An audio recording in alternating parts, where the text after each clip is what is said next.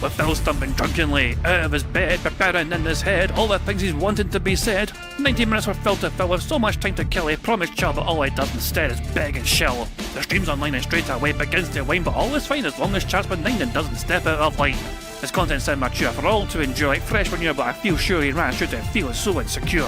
The money earned from yesterday was withdrawn and long gone, as Phil's spending impulse is always set to stay on. His support is also slow and stays so low and fails to grow. You never know, the show may turn into an easy bingo. We're sick of across the board, we charge the war because the score can't be ignored. Just how much DSP makes us all feel so bored. To help us fight or sleep and try to keep alert to watch a treat, we play bingo while Phil will bitch on why his sheep are also cheap. While DSP is chasing green, we're seeing green across our screen as Phil's routine predictability rivals our soul machineers. Norton, burping, leaning, ban. It matters not if Andrew fanners chatters can't see if others make him feel less of a man. Takes a drink and starts his leg before launching into a bike, pretending there for bills when truth is there to buy a wrestling JPEG. Talks about his shitty life of clawless cat and fatty wife and all his strife while forgetting that tits done well and they were right. With drama he will react, but as an actor it's a fact as he rehearsed to be exact in how he felt he was attacked. Pre-stream's nearly over and a win is in sight, with little white despite Phil's delight that tits were not light. We'll say alright, it is okay, and now it's time for Phil to play, but first he'll say that tits will help from being off the other day, and with those words we win again. It's never if but always when the game is won, and thanks to that we made it to the very end.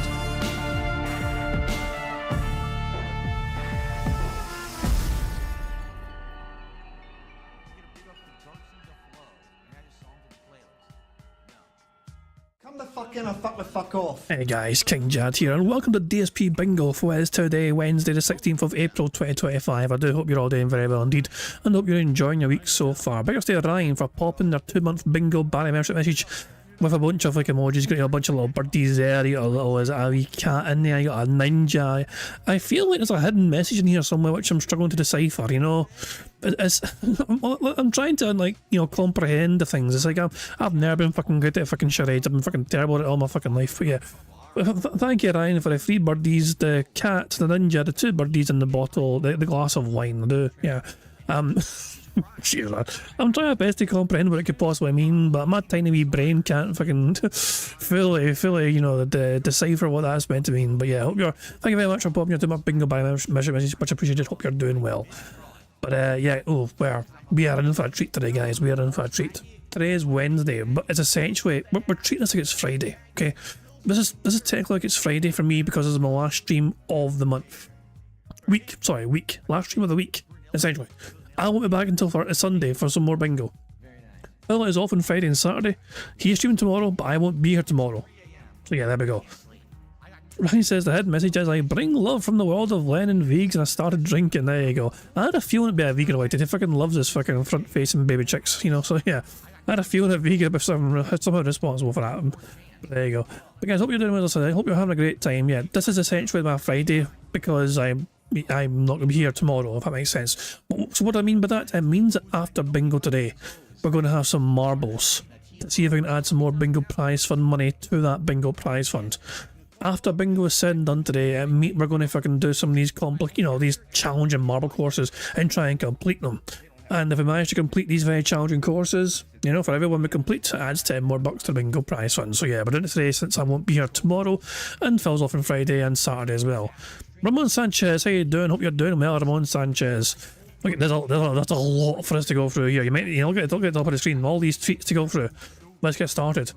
So, Holmes passed out a couple of things he went and clipped here. For example, a recovered alcoholic who begs people to get him good and buzzed, who was drunk and crying on stream not even 2 weeks ago, had another hot take for you all. What was his hot take? So, some of these things might be from the podcast, but we crushed the bingo last time, so we kind of missed a whole lot of the podcast. So some of these things we might have seen or might not have seen. Someone tipped $1 and says edibles and weed. Okay, I want you to understand something. Oh boy. All right, I do. I feel like I need to speak up about something. Okay? Here we go. You understand that recreational drugs are still drugs. You get that, right? It's still a drug. Now, it might be a safe drug in certain extents or whatever. It's still a drug, okay? There's a difference between saying, hey, try a piece of food versus, hey, actually put drugs into your 43-year-old body, all right? At the age that I'm at, my middle age, I have to do things that aren't harmful to my body. Well, caffeine in coffee and tea.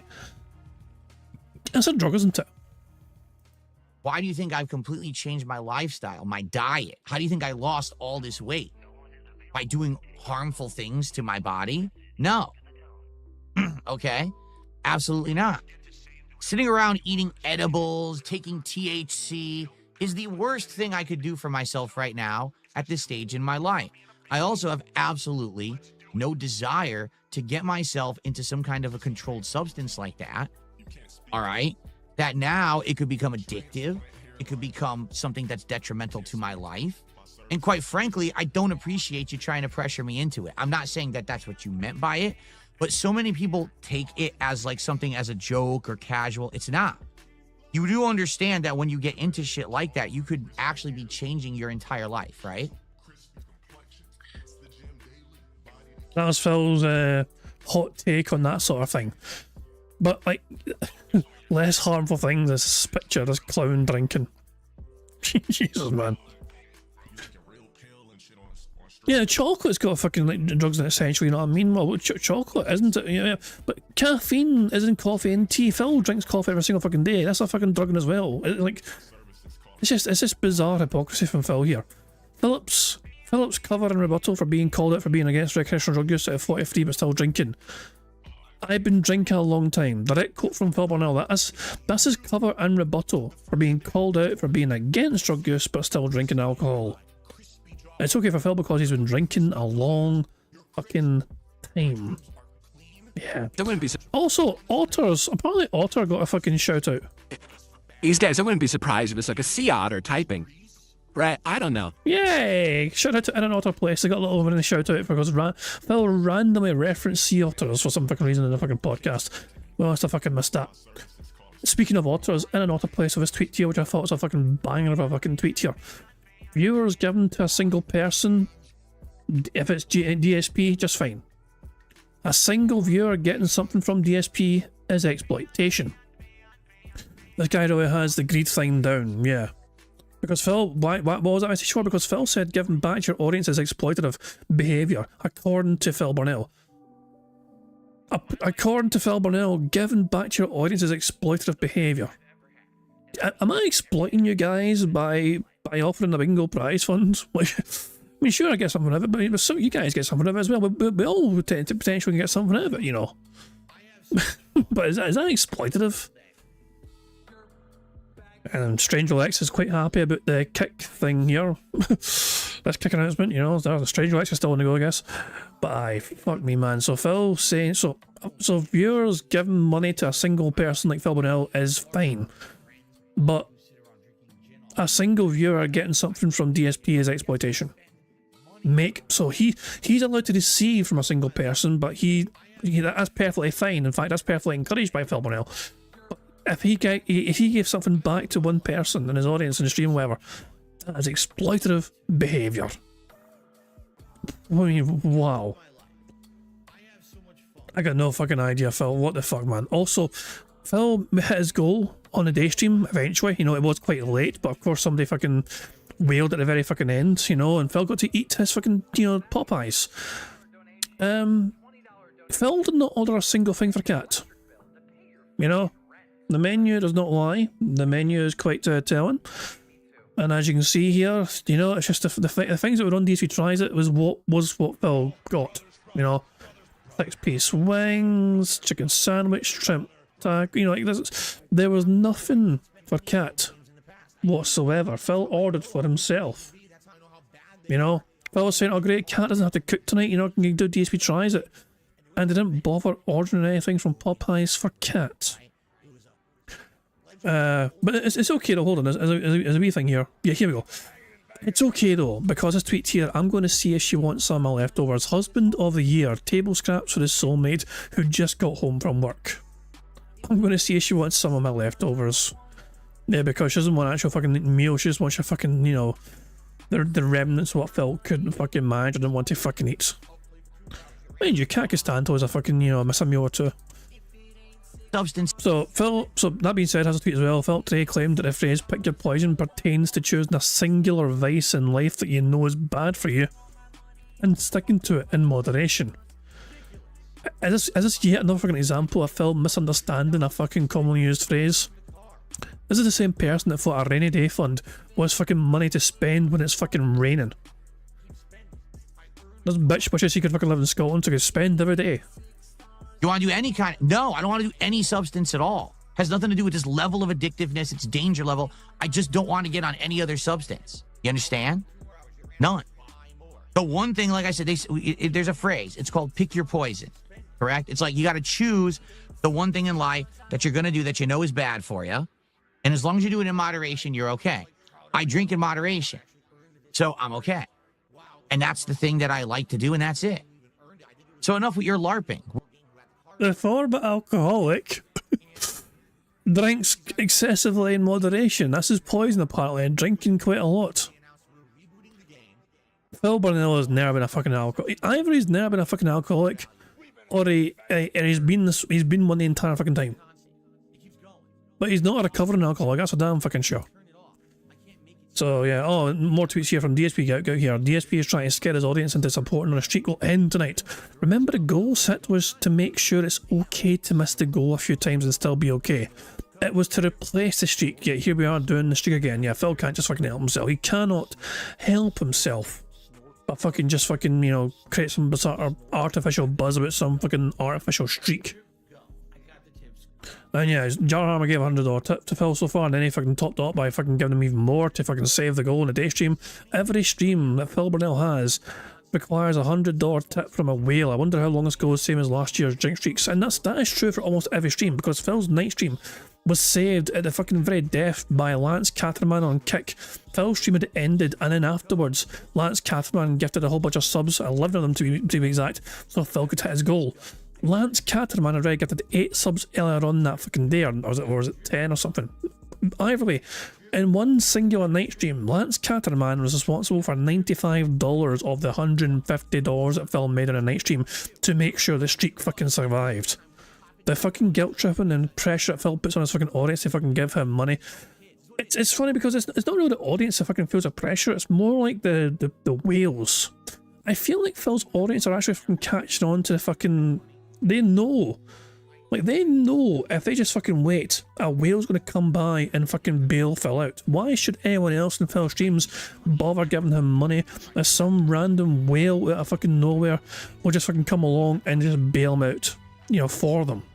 That way they win because they didn't spend any fucking money and someone else paid for it, so Phil got the goal to keep going and the streak goes on and everyone's happy and all that shit. So yeah, I think as unintelligent as some in Phil's audience seem to be, I think they're catching on to the fact that they don't really need to dig deep to make sure that Phil gets his goals hit because somebody's going to fucking do it for them. Brookside Phil, how you doing, pal? You big beefy bastard, hope you're doing well. But yeah, we had a whole lot, we had a ton of tweets to go through here, tons of them. And you're just in time. You're just in time, Brookside Phil, because this is the last one you're fucking like, I think. Before that, Bob Starsky. DSP is such a mark, it is likely he bought the perfume he showed because it has luxury in the name if you go search it. PWR uses Dior Sauvage, which is from an actual luxury brand. I've tried Dior Sauvage before, it's not bad, it's pretty decent. I have tried that in the past. As I said, I've got a few different kinds and different kind of varieties, as I said. But yeah, Phil fucking pretended to be a fucking expert and authority and a fucking aftershave. Get the fuck out of here. Get the fuck out of here. And also, Broside Phil said you'll like this.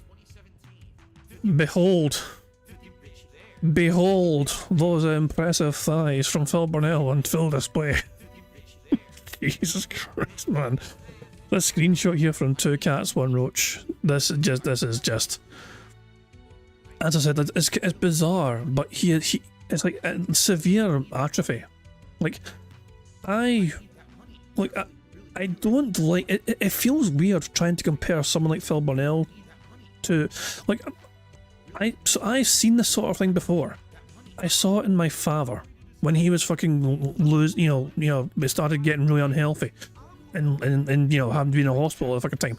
You know, he just wasted away and fucking faded away before my eyes because he fucking just, you know, it's horrible to fucking see, obviously, you know what I mean? But it reminds me of that, like, Phil, this is not, he's losing weight, he's losing muscle though. Like, he's skinny fat, he's still got the fucking moves that bounce when he fucking shakes his fucking leg or whatever, But he's like clearly fucking losing any form of success, you know, muscle, whatever that is there.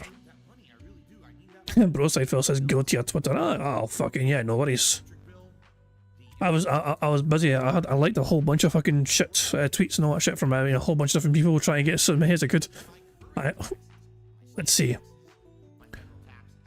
The noodle arms here. Arms with that Teehee energy. Oh my god. Jesus, man. I have never. I'm so confused. Like, I'm so confused at this GIF here. Or GIF, or whatever you ever can say. Who can... How? That is not healthy.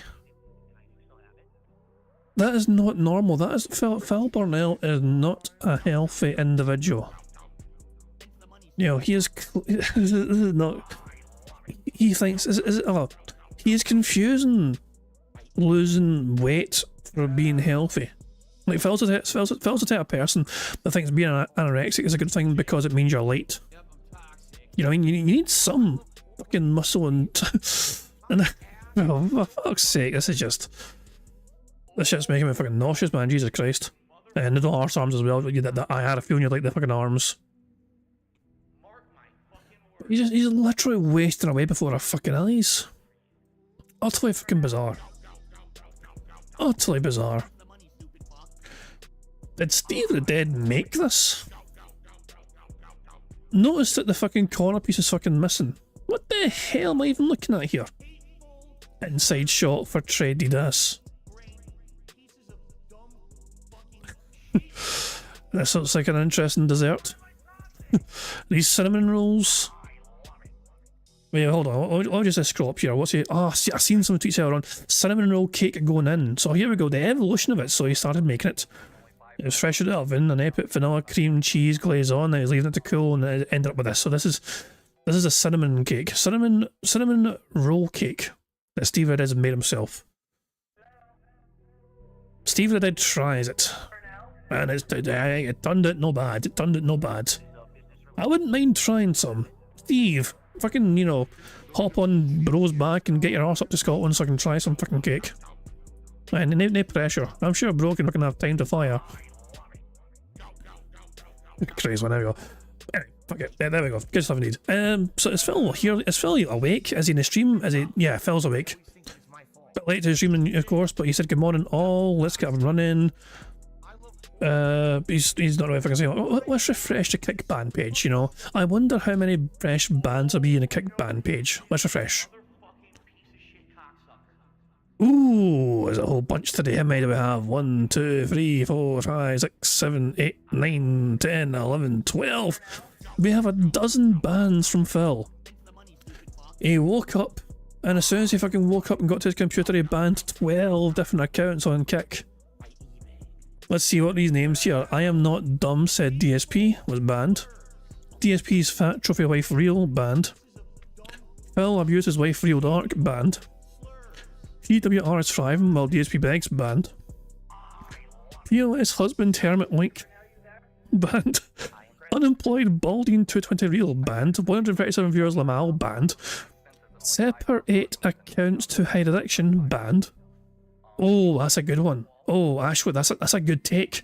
Remember Phil said before how like Kat works because she has her own like money and they have her own accounts, not shit. That it could be an interesting theory that Kat is oblivious to how much Phil's making, essentially, because he has that shit separate from her and he keeps that shit private from her. You know, like she can't. How can she challenge him with things if she can't see how much he's making because accounts are separate? I don't know. But yeah, it's an interesting theory.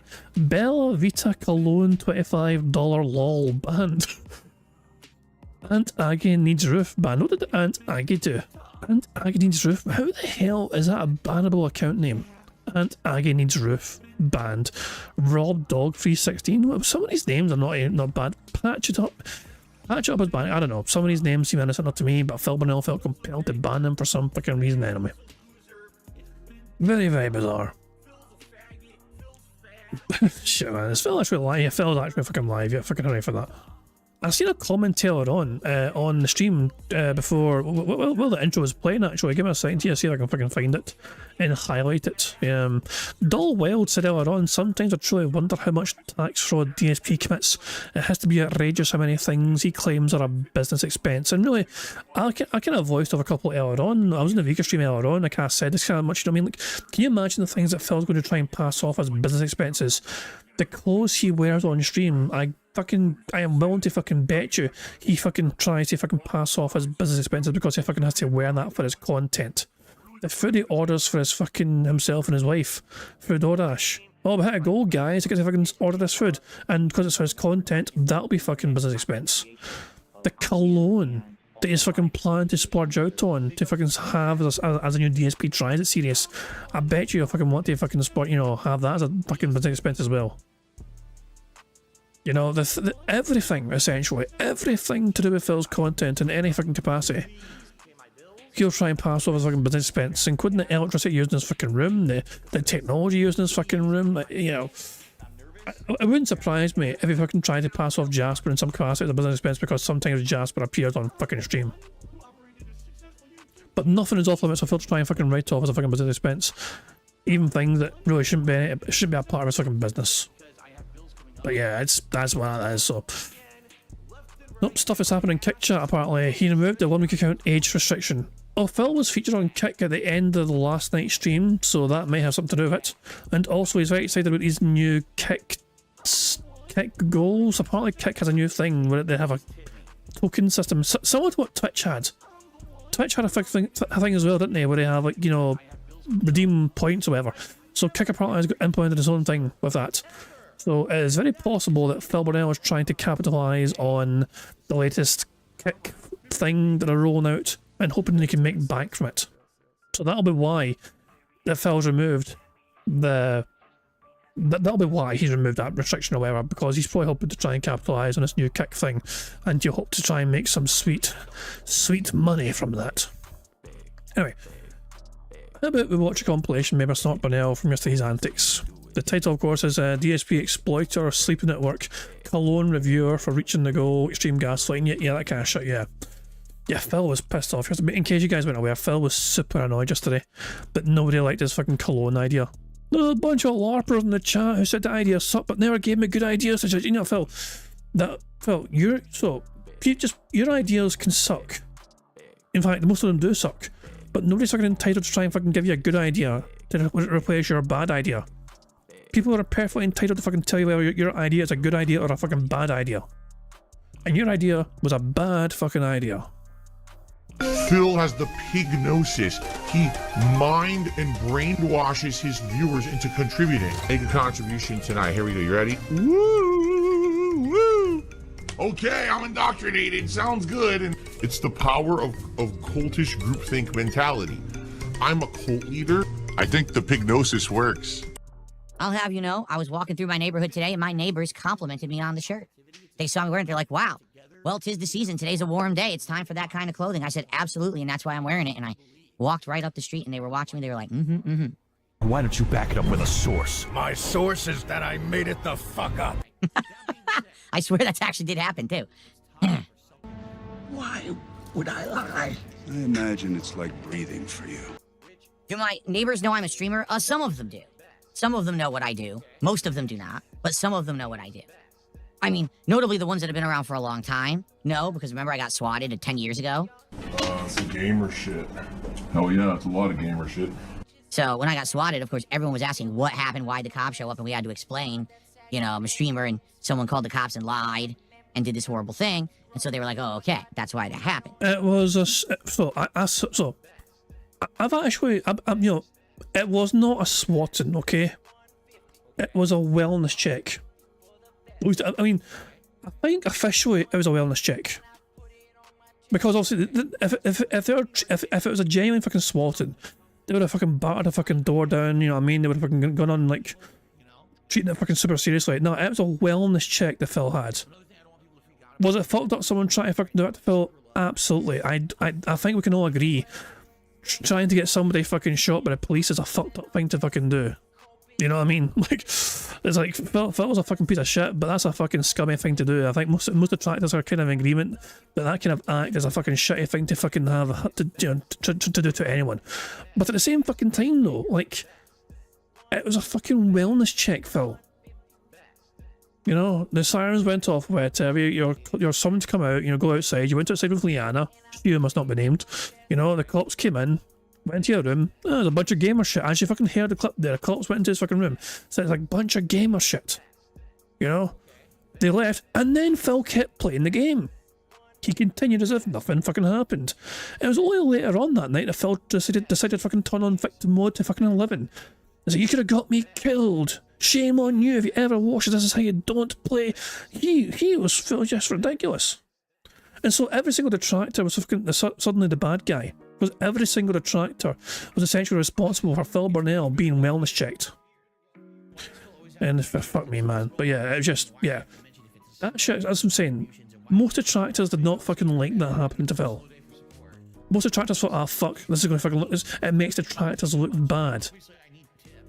And I've always said it, it'll sound weird, I've always maintained Phil Burnell actually had the foresight to actually, according to his own testimony anyway, according to Phil Burnell, when he first moved to Seattle in 2020, whenever it was, when he first moved there, the first thing he did, one of the first things that Phil did was phone his local police station, department, whatever, and alert them to the fact that because he's a content creator, because he's a streamer, that he might possibly fall victim to something that's happening in the future.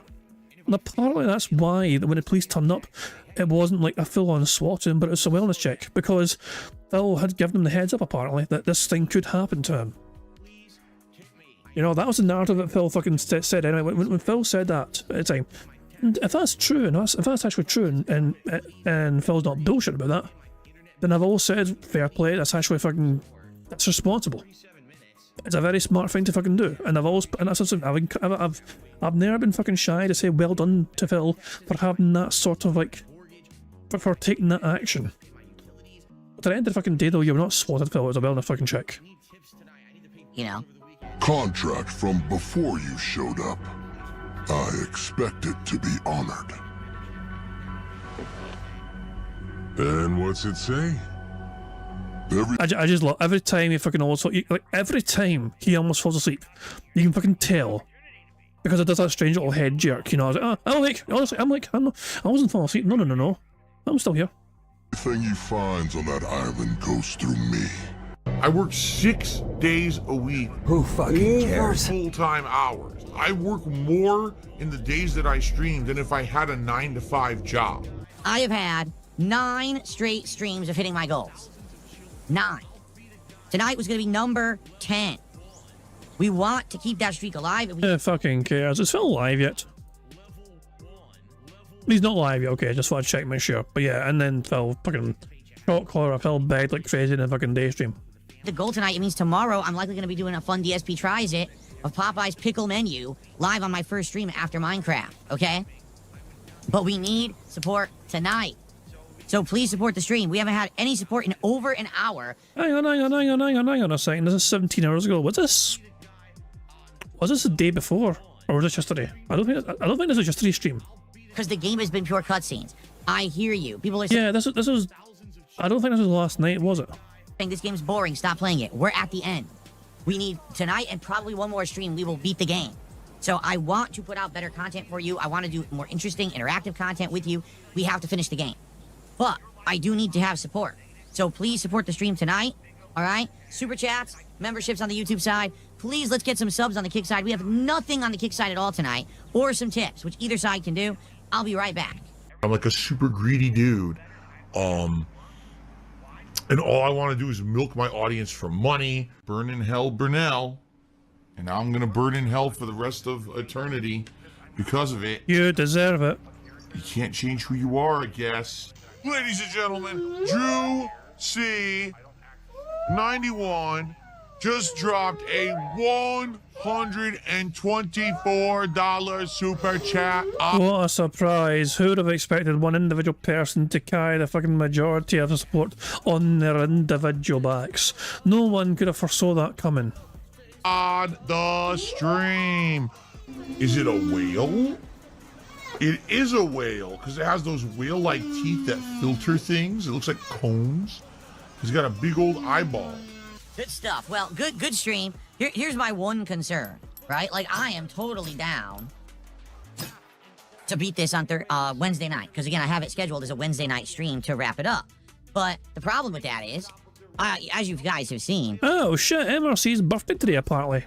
MRC Midnight's birthday today. It's your birthday. Yes, you are indeed. Old bastard! But many happy returns. Are you 40? Is this your 40th fucking birthday? You're older than me. You well and truly are. Old bastard! Never forget that. Yeah, there we go. Vega mocked me earlier on today because I'm older than him. And I'm like, well, I can't fucking help that. I was born before you. What am I meant to fucking do about that, you know? But yeah, I was getting mocked because I was older, but now I can mock him at midnight because, you know, he's older than me. Yeah, old bastard. But there you go. Sorry, happy fucking birthday, and I hope you enjoy your day. This has been very, very rough for getting support, and I'm incredibly grateful, obviously, to Drew earlier, who did all of those super chats to get to the goal, but I don't know what's going to happen on a stream that's just the finale. Are you playing the mobile game? Yes. Gotcha games. I love spending my entire life's fortune on gotcha games every day. Yes, it is me. I am down from the rafters. Yeah, but fucking no, Phil. That's old news. I'm pretty sure he'll go live, but you know, he's not live yet. He is super late today for some fucking reason. I don't know why he's not fucking live yet, but there you fucking go. Mercer, what's an old bastard too, sure. Old bastard! Old bastards for everyone. Right, you get an old bastard, and you get an old bastard. Alright, my idea is every once in a while to review some cologne. Who fucking cares? Alright? So, for example, today, I am wearing this fragrance right now, and I can smell it, all right? And it smells great, by the way, all right? And the reason that I think that this would be an interesting thing to do would be cologne is all over the place. You can buy cologne for, no exaggeration, $100+ a bottle. And you actually, a lot of cases, you don't even know what you're getting.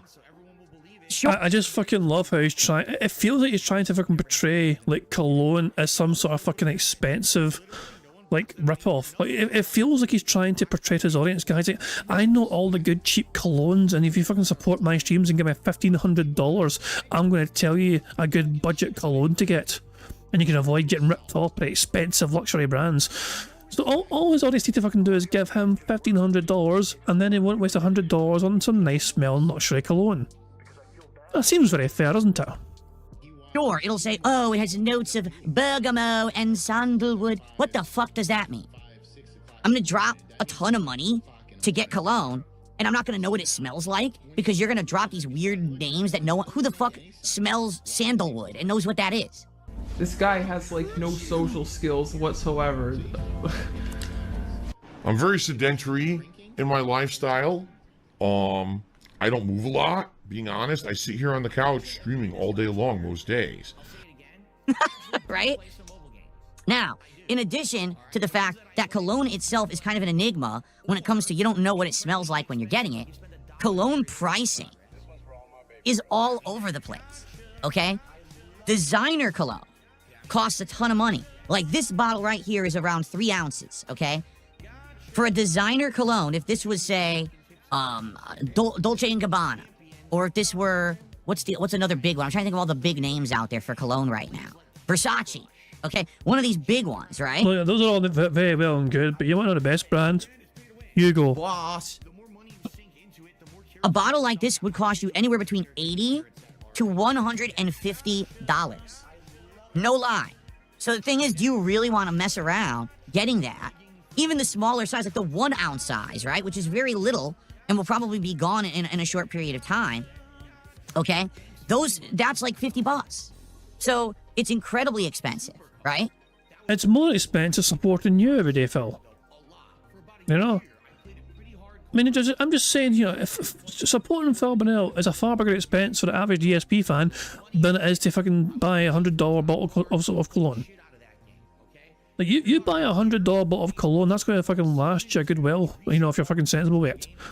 Phil, though, He demands $100. Oh, he demands $150 per fucking stream. $300 a fucking day. Oh, looks like we have our whale for today. Somebody's become a member in Phil's stream already before it's even gone live. Adam 30 has become a member in Phil's stream. So of course, I'm going to have to wonder, of course, does that mean that they are going to try, get ready to start whaling with memberships? Usually the pattern, a name that you don't recognise, a random name out of fucking nowhere. They'll become a member themselves, and then they'll gift some members themselves, and like it's the same sort of pattern that OIC has all the fucking time. I mean, oh, I'm a new fan. I've been a fan since Heavy Rain or whatever. And then it's, oh, I'm going to gift a membership, and then I'll just and then I'll become a member, and then I'll gift like fucking 10 or 20 just because I like DSP so much. Even though I've not been around for so fucking long, I've come out the woodwork after all these years, and decided, you know what, Phil Burnell needs my money immediately. So yeah, it's just fucking great. So yeah, Phil's big lie. I mean, he's lied now. So while we'll build up some speed up juice, let's enjoy the rest of this compilation. But there's other colognes out there that are alternatives to the name brand designer stuff that are way less expensive. Honestly, it sucks. All right, Lamont, so what's your idea? Let's see. What's your idea, Lamont? Lamont's idea was a fucking solid one. Basically, fucking say, like, you fucking do collaborative gameplay with other content creators. I think it's a reward idea for Phil to have some fun playing a multiplayer game or something, or a collaborative game with another fucking person. The interaction back and forth, whatever. That's a potentially good reward for his audience because they want to fucking see that. What should I do? I want to hear it right now. Someone just said, honestly, this sucks. Okay, so what's your idea?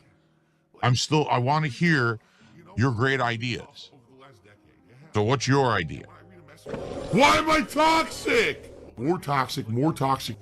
Some idiot actually just said, nothing you do in the room is interesting, then get off my stream. Literally everything I've ever done is in this room. Why are you watching my stream that's broadcast from the room? Goodbye. Banned. Gone. Forever. So immediately, Lamont, I think you should adapt your content and socialize with other streamers. What does that have to do as a goal reward for hitting milestones? Nothing. So your opinion is, don't do a Cologne DSP tries as a reward. Instead, change all your content and socialize with other streamers. That's not even what we're talking about. He didn't say change your fucking content. Look, Phil, why is it fucking impossible for you to try and fucking do a collaborative fucking stream in a certain fucking game with a certain other content creator as a reward for your audience? Why is that such a far-fetched fucking idea? Do you see my point? Everyone who wants to always shoot down an idea literally has no other fucking ideas. I don't like any of your ideas, but I also don't have any good ones of my own. So what use is your feedback then? It's called the vocal minority. It's the people who want to bitch the loudest but actually don't care because they're just LARPing as people who care to try to fuck with me. So basically, because people don't fucking like his fucking idea, Phil dismissed them all as fucking trolls and LARPers who weren't genuine fucking fans. Like, he genuinely fucking thought, he only tried to fucking preface the fucking idea as I'm not sure this will work sort of idea. The fact that it was shot down from all angles, for not a lot of people fucking liked this idea whatsoever. But Phil blamed the LARPers in chat for fucking being so angrily dismissive of his idea because they didn't give him alternative suggestions.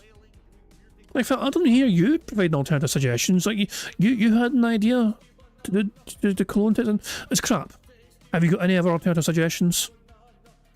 Like, we all know. There's no fucking secret about any of it. Phil Burnell is the type of fucking person who wants to fucking put in minimum effort and minimum spend and try and get max from reward from it. Remember, he's come up with ideas to. He's meant to be rewarding his audience. The whole idea of trying to hit a fucking goal. The goal, when you hit 10 goals and 20 goals, whatever, when you hit that landmark fucking goal, it's meant to be a reward for the audience. And here's Phil just fucking shitting over his audience and fucking just turning into them saying you're all fucking dumb bastards because you don't give me good ideas. So it's like, well, this is your job as a content creator. Like, getting feedback from your audience is definitely a fucking good thing to fucking do to try and fucking make sure the audience are getting what they fucking want. But when you fucking overly rely on the audience to fucking hold your hand through the entire fucking streaming process to fucking make sure you're fucking, let's be honest here, the only reason you want feedback from your audience is because you want to fucking throw them under a fucking bus if the ideas they fucking provide to you don't get support. Your idea is crap, And you can't fucking accept the fact that nobody fucking likes your fucking shitty idea. You lazy sack of shit. Oh, Phil actually is a really toxic person, so we're just gonna keep saying, why am I toxic? Because it's a meme. So I'm not stupid, all right? I'm not gonna just because a bunch of fucking assholes in the chat are like, what a bad idea. Yeah, what a great way to approach a new idea. It's so bad, it's so bad. So what's your better idea? Do an IRL stream so everyone can call the cops on you. Go fuck yourself. I'm tired of your fucking toxic bullshit. Really, I am. I'm tired of people just shooting down every possible thing I come up with and say that it sucks, but you have absolutely nothing of any credit or worth to counter with. Because the truth is, you don't care if it's good or not. You just want to tell me it's not so that you fucking think that you're bothering me, right?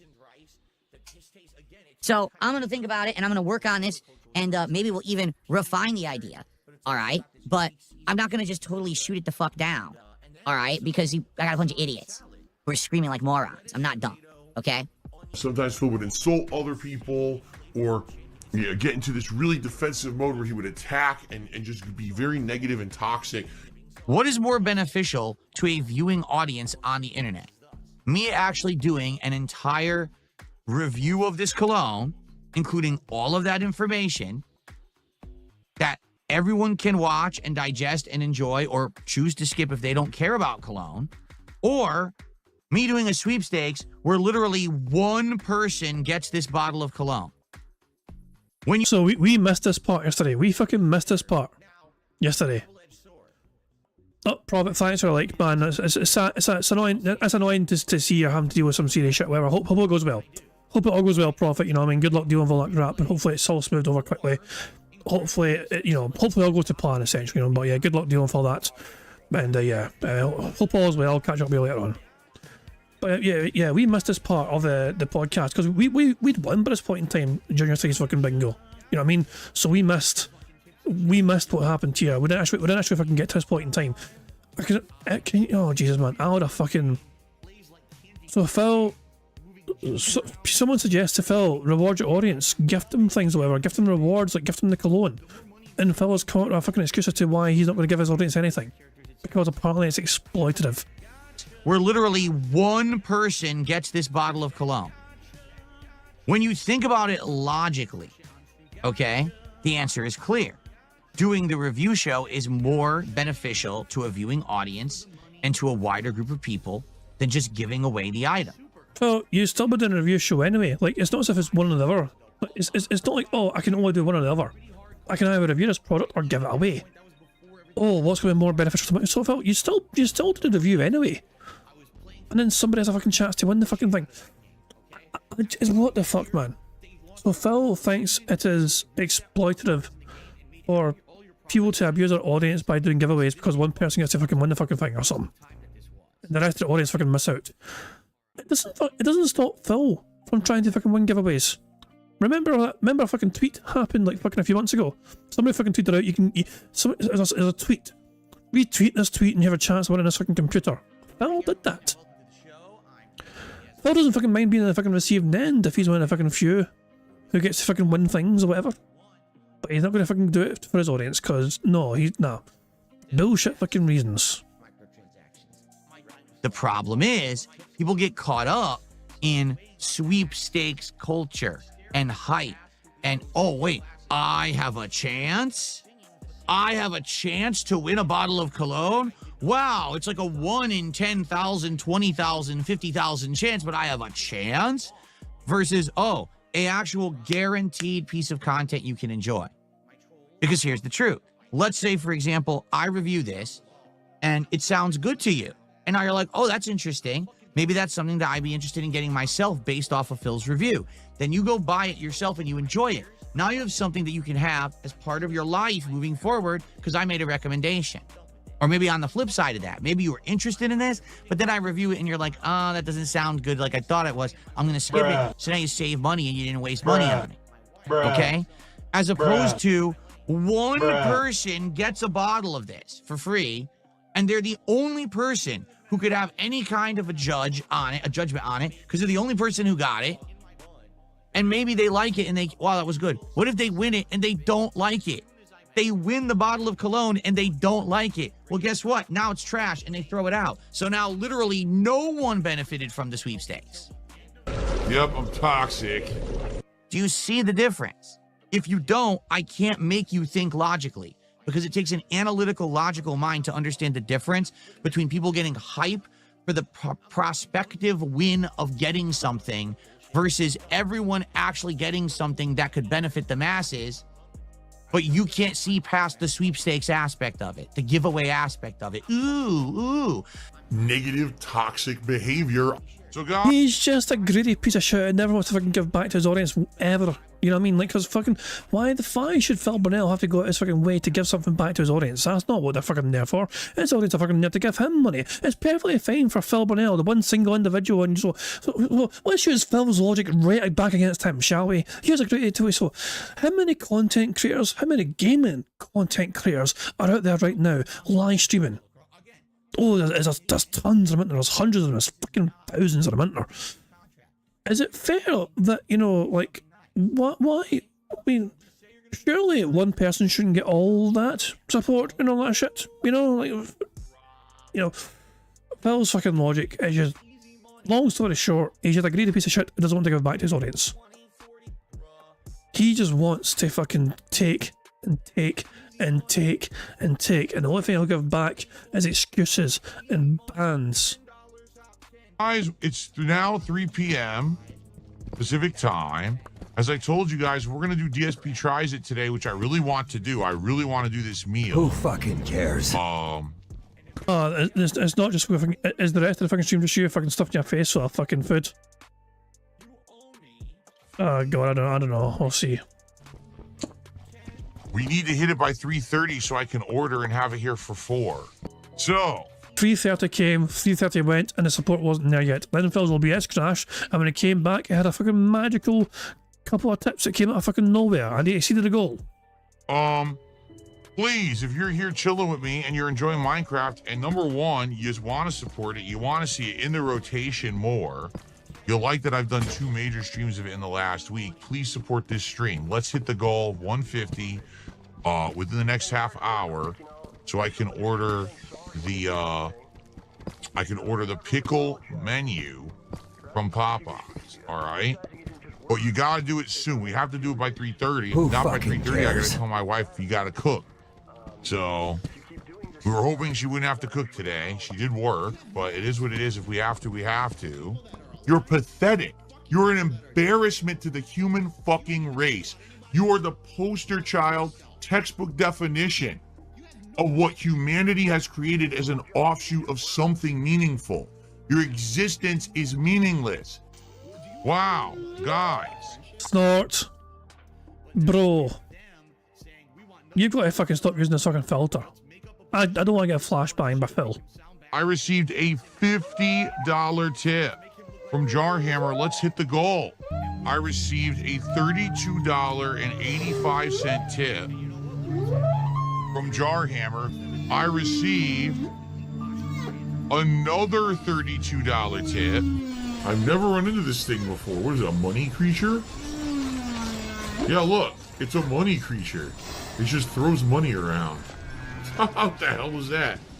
Well, everyone, thank you for watching, and my apologies that wasn't very good. I'm actually quite disappointed with what I just ate. I'm gonna see if my wife possibly might want some of these wings or maybe some of the shrimp. I'm probably gonna finish the shrimp, to be fair. I'm probably not gonna eat any more fries because those look absolutely horrible for you. Good job, thanks for the money. You're stupid. Only iced coffee. There's still this back here. And it's still in the back of my neck, the back of my head, the back of my mind, and it's always telling me it's WWE Champions time. I love it. I love it. I love it so much as well. It's fucking good stuff indeed. Thank you very much, Snot Brunel, for the most compilation. Very good stuff indeed. Okay, it's time for some bingo, shall we? Let's get straight to the fucking bingo. Also, to play bingo, we need to pick a bingo card. NRC Midnight, you old bastard. You are 40 years old, so because it's your fucking birthday, why not let you pick the bingo card? It seems very fucking fair. It seems very fair to let MRC Midnight pick the bingo card, as they are fucking ancient. and you wanted to be 40, the same age as they are. So MRC Midnight, the birthday boy themselves, or I don't know, lass, but yeah, the birthday person, they want 40. You're feeling lucky. I mean, it's I guess it's why not be lucky your birthday? So there we go. Let's go 40. Let's enter. This is the bingo card we have for today's show. We need Phil to say and do the following. We need Phil to chew some water. Him saying react. Him doing a wire T-pose. Him saying example and okay. The second row is Phil discussing the weather in some way. Him saying something style, like, you know, RPG style or Gangnam style. Him being all toxic. Him saying unique and positive. The third row is Phil saying basically short marathon is what it is, and him discussing his family. The fourth row is Phil butchering a word, him saying wrong, detractor or trolls, him touching his eye, and him saying honest. The fifth and final row is Phil is pointing at the camera, him saying comment, excited, him doing hand graphs, and him saying oh. Hand graphs, in case you're wondering, is Phil demonstrating something either going up or down in numerical value using his hands. So there we go, that is today's bingo card we have for today's show. Hopefully we can get a full house today on the bingo board. Of course, the aim of the game, as you guys will know by now, is for us to try and get a full house 25 out of 25 on the bingo board just here before you're on the screen. And of course, to do that, to try and get us on our way to a full house, we've got a variety of ways we can get free spaces to help us on our way. For example, if Phil burps, begs... if Phil burps, sips or snorts 10 times before he starts recording for his shitey gameplay, that gives us all a free space. For every 6 minutes and 40 seconds that Phil begs, that also gives us a free space. If we get 5 new or rejoining members to the bingo streams, that also gives us free space.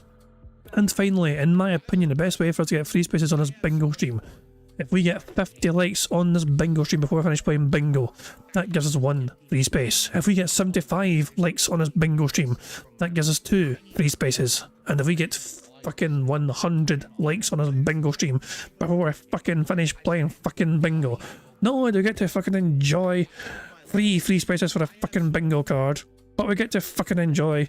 I don't know why I just started saying fucking so much, but I just got into it. But you know, it's natural. But yeah, as well as getting free spaces for 100 likes, you guys also get to enjoy the bubble animation made by the supremely fucking talented Pigs Animations to celebrate the 100 likes on the bingo stream. So you guys are in full direct control of some of the ways we can fucking get free spaces. The rest of the ways though are controlled by Phil and his bizarre bloody functions, as well as him begging like a fucking little bitch that he is. So there we go. And apparently he's got some sort of strange beg today.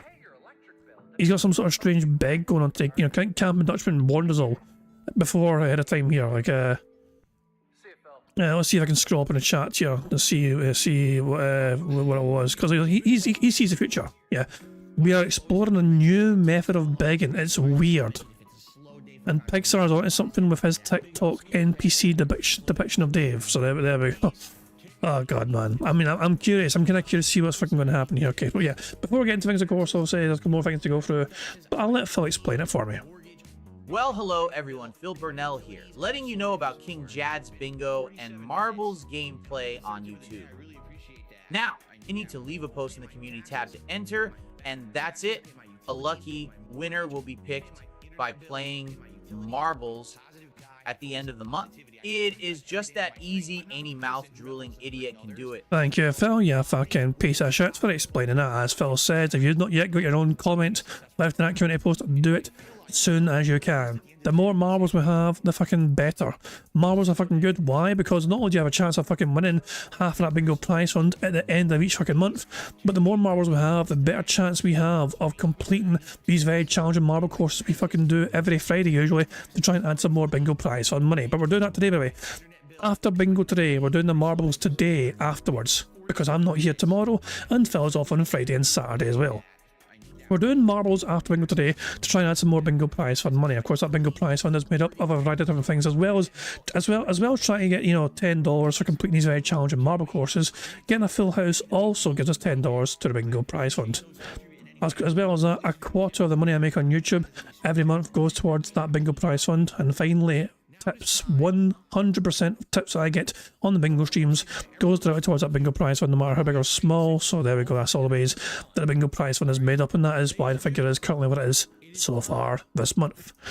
So yeah, I think I've covered all the bases, and the only thing left for me to do is to hit the random Scottish soundboard button to send us off into battle once more. Fuck's sake, Jesus!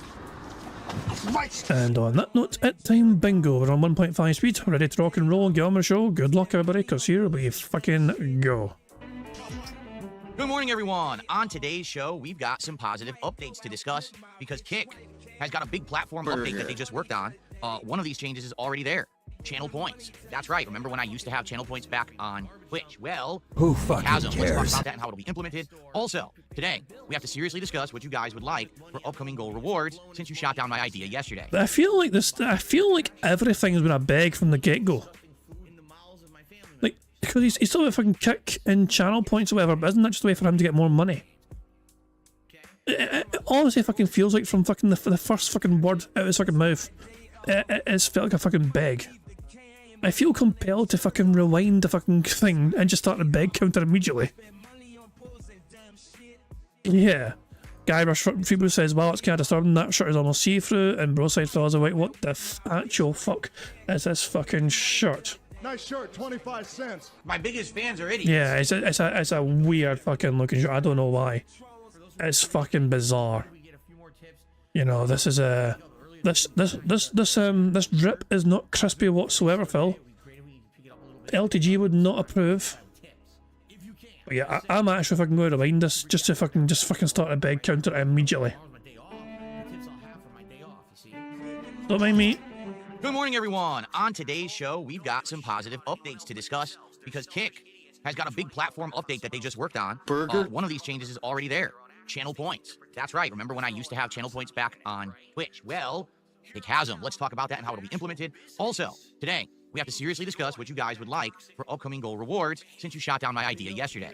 And we should continue the discussion of what to do when we hit 50 goals because that'll be our next big marathon. Plus some updates on the games and everything else. It's going to be a laid-back, chill atmosphere.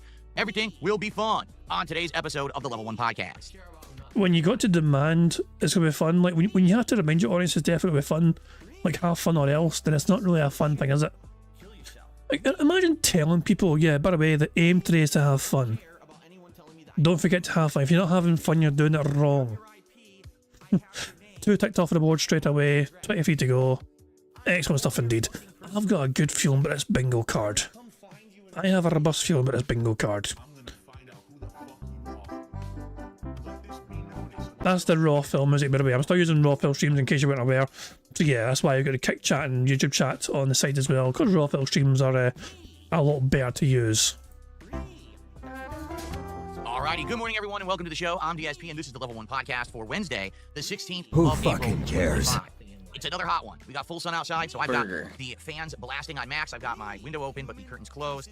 Gonna try to get through today and tomorrow, and then it's supposed to cool down again this weekend. So after that, you'll probably see me back into more long sleeve attire. I guess we'll see. You know, maybe this is a sign that I should just keep wearing spring and summer attire. I don't know. I mean, I could. I have more than enough. Just have to talk about it, figure it out for when I come back on Sunday. It's supposed to be much cooler and rainy then. Anyway, welcome to the show. Today we've got some big, nice, positive things to talk about. I'm always happy when we come on here and there's so much good, positive, good stuff to discuss. Today, we've got massive improvements to Kick. If you're watching on Kick, you probably will already have noticed some cool improvements. And I want to talk about them because I've already implemented them on the channel, and I want you to understand how it's going to work. Also today, the possibility of finishing not 1, but 2 games, which would be outstanding. If we could finish 2 games today and then move on to new stuff next week, obviously that would work out really well. Being that some of these playthroughs that we've been doing have been ongoing for like 2 months and people are like, hey, where's the new stuff? Well, there you have it. Now we can finally have some. We'll have room in the schedule. So I'm excited for today. Hope you guys are too. How's everyone doing? What's up? NJZ says, nice shirt. Thank you. Yes, another new shirt today to my rotation of summertime attire. I also have new shorts on again today. Howie Hardy says, I'm loving the shirt. What's going on? Piper's complimenting me on the shirt. Everyone likes the shirt. How you like flamingos? What's going on over on Kick? Yavana loves the shirt. Eddie likes the shirt. Who fucking cares? It's just it's a shitey fucking shirt, Phil. Who cares? It's a tax write-off, I bet. I bet it's a fucking tax write-off. Oh, Christ, man. But yeah, he's... and Broside Phil's tweet. He's watching me. Broside Phil's promoting me, bless him. Broside Phil had a very angry tweet. I'm watching Jad via Jad. I'm just learning that apparently today is a mandatory fun day. Like, you tell me what I should do, you son of a bitch, you shut down my own idea. Yeah, Phil, it seems as though, so remember, his excuse yesterday was, oh, well, the stream was just full of LARPers. You know, and trolls and LARPers just fucking dismissing my idea. The vocal minority, I think, is a good idea. You guys aren't giving me any alternative ideas. And it looks like today he's fucking, you know, understanding that his idea was fucking shite. You know, so there we go. I'm being summoned. Marathon has been tapped. Oh, is it the Phil saying Marathon? Oh, he said it, yeah, he said it. He said Marathon, you're right, because we need to discuss new goals and all that shit, so fucking ready for that. Cool. Everyone has complimented me on the shirt. That's rare. Almost never do I get compliments, so that's nice. Thank you. Who fucking cares? Excellent. Nice shirt, All right. 25 cents. So shall we get right to it? Perhaps we will. Let's get right to it. So folks, Kick is massively improving stuff. Like, no exaggeration, this week they've updated a bunch. First of all, last week there was a whole bunch of issues because they updated the app. And I think people didn't realize the reason they updated the app is because they had new things in the pipeline that they were pushing, and they needed to do a full update to get them implemented. So luckily, it seems like the issues we were having last week streaming on Kick are fixed. It's not affecting stuff anymore. There was a couple days there where chat kept freezing. We were having issues, but now it seems like it's working. All right. So what is the new improvement on Kick that they just launched? It is channel points. All right. What are channel points and how do they work? Well, the way it works is for every 5 minutes that you watch me on Kick, okay, which is DSP Gaming Real is my channel on Kick, FYI. You earn yourself 10 channel points, okay? Well, what are channel points for? Well, initially they're not going to be for much because they haven't really implemented them. Just so everyone knows, like they used to have, well, they do have channel points on Twitch. And on Twitch, there's like a giant menu of stuff you can do with channel points. Notably, one of the things is you can earn temporary unlocks of emotes that you don't have. Maybe you're not subbed, so you can't get access to a certain emote, but you can temporarily get access to that emote, stuff like that. I believe you could like specially color your name or text or stuff like that. Since they just launched the channel points on Kick, it's incredibly limited what you can do. The only thing that you can do through Kick itself is to do a highlighted color message. So what does that mean? For every 200 channel points that you save up on Kick, you can do a highlighted message that will show up as a highlighted text line in chat as a certain color. I have 4 colors available: red, blue, green, and orange, okay? So that's cool, but admittedly, it's not that big of a deal, right? The message is just a normal message. It doesn't get pinned. Val, you love the fucking shiny colours. You're obsessed with all the bright colours in your own fucking room. Look at all the RGB stuff, guys. Look at all the lights flashing. Look at all this. Isn't it wonderful? You're absolutely fucking obsessed with it. Can't watch when I see in the future. Apparently, Phil's been whaled for $125 by a sock that just got made and never said anything in chat. We can't even at them. So, fuck me, man. It's, yeah, Jesus, man. Phil getting whaled. How was he whaled, by the way? Was he whaled on YouTube or was he whaled on Kick? If it was on YouTube, was it that random Adam person that became a member? If it was on YouTube, I'm willing to bet it was that Adam person on YouTube that became a member. It hasn't seemingly said anything, but just became a member out of fucking nowhere. It's like, here's a bunch of fucking money for Phil, yeah, and then fucking go away again. Bruce Phil says, imagine living in a townhouse in the US with no fucking central air. Well, the thing is, that's a thing where that is rare for UK homes. You know, it's not a thing we have in the UK, air conditioning. You know what I mean? We'll say air conditioning exists in the UK, but not usually within your own home. That's like, you know, if you have air conditioning in your fucking home, you're fucking like, you know, you're a fucking super tough or whatever. You know what I mean? You're fucking high living there. You know what I mean? But yeah, if you're an average Joe like me, if you want to fucking cool down, just stick your head out a fucking window or something. You know what I mean? yeah, we have radiators in the UK. Wait. Did the Americans not have radiators? Is it rare for American homes to not have like central heating? I don't know. But yeah, I don't know. Anyway. Well, Broside Phil says, my house was built in 1905 and is drafty as fuck. Ergo the 2 central air units, so there you go. That's an old fucking house. Old house. It just kind of moves fast, just like everyone else's messages, but it does highlight in a special color and it stands out. You know, right now, if you get the sub on Kick, that stands out in chat. Well, if you use your channel points, that'll also stand out in chat. And that's really it right now. They don't have anything else. I would hope that eventually they will have maybe a special badge that I can give you guys, or maybe a special emote I can give you guys, but right now they haven't implemented anything like that. So I did as much as I could with the very basic stuff that's available. As more gets unlocked and becomes available, I will do it for you, okay? So there you go. That's all we can really do right now. Now, long term, we could try to think of more stuff. All right. So I'd love to hear your thoughts on this. I would love to hear what you think about channel points, how they can be implemented. Because the thing is, channel points obviously can be used for things other than just stuff in chat, right? Like, for example, I'm sure certain streamers will be like, oh, well, if you redeem a certain amount of channel points, I'll do something for you on stream. Maybe I'll give you a special shout out, or, you know, we do a dance or something. Who knows, right? I can definitely see that happening.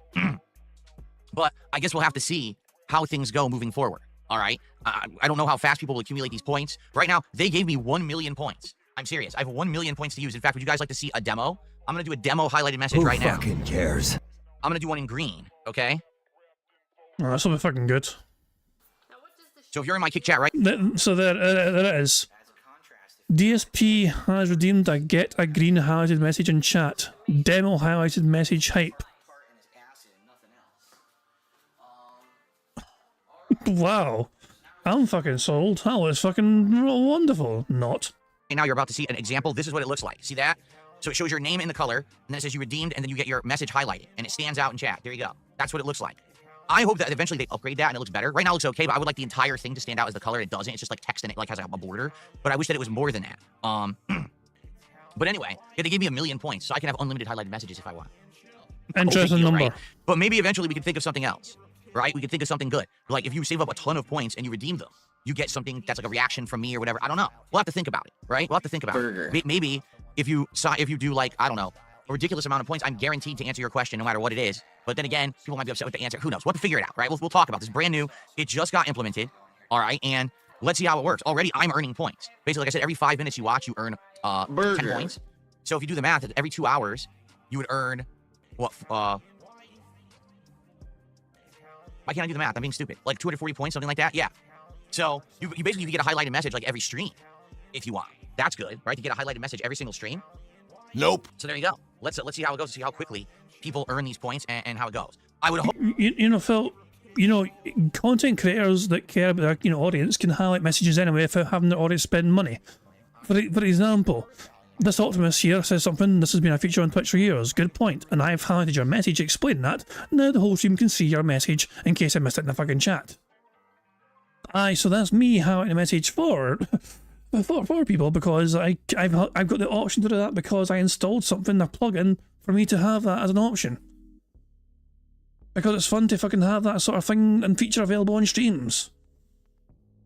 Oh, that kick will add more. I don't just want it to be highlighted messages or silly little things. Like I would like to give you guys exclusive stuff. Like maybe we could have a channel points section of emotes, badges, and specialty stuff just for you guys.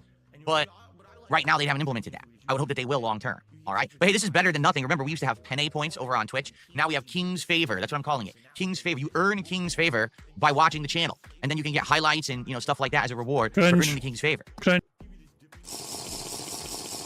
There you go. Burger. Well, I know you like Penne points, but it's too old. Penne points is such an old meme, and we don't even use that meme anymore, so that's stupid. Old bastard. How are you? Good to see you. Okay. So in addition to that, FYI, there's already news and people are talking about it, so I might as well address it. As of yesterday, Kick completely changed the way that their partner program works. What do I mean by that? Should I count this as a beg? This part here. Kick changing how the partner program operates. Is this a beg, do you think, or is it just Phil relaying news?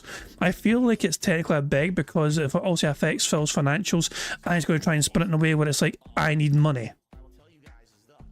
Well, up to now, if you wanted to become a Kick partner, what that meant was that you need to hit certain criteria of how many viewers you have on each stream, how many overall viewers you have in a month, how many followers you have in a month, how many paid subs you have in a month, how much you stream in a month, all of that. And if you hit those criteria, you could apply for full-time Kick partner. And if you got it, what would happen is when you stream, you get paid an hourly rate to stream on Kick. Now, to be clear, I have no idea what the hourly rate is because I didn't apply for it because there was always this big catch to it, okay? The catch was as follows. If you became a full-time partner on Kick, you couldn't stream anywhere else. You were not allowed to co-stream. So that means I would have to only stream on Kick and not stream on YouTube. And then that would be just stupid. My YouTube audience is much bigger than my Kick audience. I mean, can I give you an example? So the podcast just started and we don't have that many viewers yet, but we have 174 viewers on YouTube right now. And we currently have 84 viewers on Kick. So we have more than double the viewership on YouTube right now than I have on Kick. Do you see? Who fucking cares? And that's pretty standard. Like usually we have 2 times, sometimes even 3 times the number of viewers on YouTube that we have on Kick. I earn ad revenue for streaming on YouTube. You see? So I would not want to abandon YouTube streaming. Also, particularly, I can stream at 1440p on YouTube. Well, I can only stream at 1080p quality on Kick. They have a limitation on Kick, you see? So because of that, I wouldn't want to only stream on Kick. My audience is primarily on YouTube. I understand that. And I don't want to just jump ship because it means I can make some extra money a month. And I don't even know how much it would be, all right? So why am I... So we have a free space already because of Phil begging. This entire show so far from Phil is essentially one big massive begment. But that's a good thing for us because it gives us free spaces for begs. There's one so far, and I've got a feeling there'll be a lot more free spaces for fucking begs. I bring this up today. Well, there was a big update on Kick overnight. Basically, now they've changed the criteria. Now you can be a partner on Kick stream on Kick, you get paid to stream on Kick, and you can still co-stream to other sites. They've completely changed the criteria. Now, the difference is you get paid less. But considering the fact that I'm not getting paid at all to stream on Kick because there's no ad revenue to go around, right? Anything is better than nothing. So we'll see what happens. I don't know if I'm going to get approved or not. According to their criteria, I do qualify, but it doesn't mean I'm going to get it. They selectively choose who they decide is in their partner program, and it might be that I'm just not big enough. And I'll be honest with you guys, if they turn me down, I'm not going to be upset. I'm not going to change anything from what I'm doing now anyway. I'm going to continue to co-stream. You know, I'm just going to keep doing what I do. Maybe if I continue to keep building my viewership on Kick, it'll be more likely that they'll approve it. But I'll be honest, I'm not feeling so good about it because I barely qualify. I'm like this close. 5 in a row. That's concerning. So I'm like qualifying. I am qualifying, but I'm like this. I'm like the edge of it. So I wouldn't be shocked if they say no. And if they say no, it's not a big deal. In truth, I don't think it affects anything. Like, I don't think it would change the quality of streams. I don't think anything. The only thing is I have to enable this setting that says you're co-streaming, because then they know that I'm co-streaming and I make this certain rate or whatever for streaming. But again, I don't know what the rate is. I did ask them that. I applied and I said, hey, you know, just so you know, the rate. Of course you asked them that. Why wouldn't you? Of course I'm going to fucking say, guys, how much can I fucking get from you for this? You know, I'm interested in this. I want in, but how much am I going to make per hour then? And I'm doing this is because you changed your criteria. I am going to co-stream on YouTube, so I'm curious what they're going to say if I do get, you know, if I do get approved or not. I don't know. Imagine if I could just tell them to fuck off. So, anyway, let's see what happens. Hey, if I get approved, that's amazing. It's literally just some extra income for doing what I'm already doing. And here's the truth too. The last few months, things have been slow in regards to overall viewership. But why is that? Because there's nothing going on in the realm of gaming. No. When I do have something special going on, like, oh, there's a special show with a guest or whatever, you notice my viewership has been sky high. But outside of that, gaming has been very dead this year. The few games that have been the biggest, most successful games, like Monster Hunter Wilds or Split, what's the other one? Split? Not Split Decision. The one that's the co-op game, right? I didn't play them. They're not my style. They're not games that I'm going to be playing. So because of that, you know, I'm doing what... Sadly, that doesn't count. Not my style is not what I mean by having... So it needs to be like some, you know, RPG style. Not my style. It doesn't count. We can't count that as style. I can, but playing Suikoden HD Remaster, Pirate Yakuza in Hawaii, and Atomfall is probably not going to bring in big views. You know what I'm saying? But later this year, when we start actually getting more high-profile games, that could change. So let's see how the year goes. And, you know, that's excellent. If I do end up getting more viewership or whatever, then maybe this wouldn't even be an issue, and I will just qualify for the partnership. I don't know. But let's see what happens, okay? Let's see what happens. So, I mean, 2 very positive things, right? So, number 1, we've got channel points for Kick viewers. Who we start earning fucking immediately. cares? You could redeem for a highlighted message, and the possibility that I may become a partner on Kick, but I don't know. We'll see. If it, again, like I said, if it doesn't happen, I'm not disappointed or sad or angry. I'm doing good right now. Like, no lie, I'm doing good. Already this month on Kick, things are great with the amount of gifted subs and things I've been getting. I'm not upset with my Kick performance at all. I'd be stupid to be. Okay? All right, good stuff. Now, let's talk about the other side of the equation here. Let's talk... Seriously, is he going to keep begging? I stopped it. Come the fuck in or fuck the fuck off. I thought the begging was over, but I think it feels like it's going to continue. Thank you very much, Nathan Ronan, for popping a 13-month bingo. Barry membership message saying, does Phil think Kick is going to pay him $20 an hour to stream? Kick paying early is probably way less than minimum, just get an early job then. Well, you got to keep into account, you know, if they're going to start paying him early, that's obviously on top of him getting Kick subs as well, which is still beg for as much as possible. That's on top of YouTube money as well, which is still beg for as much as possible. It's essentially just another... It won't be much, of course, but Phil streams, obviously, what? 7 hours a day, roughly, like 7 to 8 hours a day. So even 6 days a week, you know. So even that, if it's like, I don't know. Like I got to imagine how much. Surely your hourly rate will depend on how many people you have in your Kick audience as well. Are they going to pay everyone a flat hourly rate? It feels like I need to hold on 2 seconds. I'm going to Google this 2 seconds. I'll Google this to see if there's any fucking answers online. So. Designs, Kick streaming, hourly pay. So I don't know. Hold on. There's Kick pay streamers there. I'm trying to find like new articles, whatever. You know, like a new stories about this, whatever. So any time, the past 24 hours. There's tweets about that apparently. There's fucking tweets. Fucking hooray for that. So to say, I'm trying to just like find if I can Google, like find some things in Google, but oh Jesus Christ, man, I found a huge fucking tweet about it. Look at this fucking, look at the size of this bastard. So Jesus Christ, what the fuck? But wow, if you're a streamer large or small, you just post kick stream announcement like we lost many streamers next few weeks, blah blah blah. A few years from now, I believe this will change. This change will be widely regarded as one of the most pivotal moments in live streaming history. People think that Kick implementing an hourly pay thing might be a big thing or whatever. I don't know. The old pay was like $16 an hour. The old pay, but that was a year. You know, that was the figures from like a year ago, essentially. This new method, it means it's not as much. It seems like. I don't know. But yeah, this person said a whole fucking lot. This is so this is the announcement. Kick, theme everywhere, grow everywhere. Multi-streaming is officially live for Kick partners. And it's just this fucking bizarre little graphic here, and there's a fucking more info here. What's this more info thing? Hold on. So surely then it fucking tells you like what happens in. Rules to generate revenue, streaming unoriginal content, manipulating views and metrics, deleting VODs and listens, blah blah blah, not streaming, blah blah blah, I don't know. How do you apply? Streamer testimonials, FAQs. How's the revenue calculated? What makes the Kick Partner program an appealing option for streamers? Blah blah blah blah blah. Fuck me, man.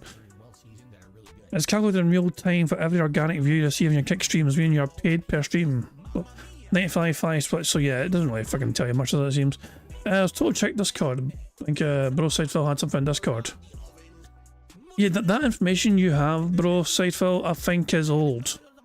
But this breakdown here, this like, so Bro Sidefell sent me this. I think this is like outdated information essentially. I don't think this is the newest information. Because that $16 an hour figure was something I saw being talked about from like a year ago as well. You know?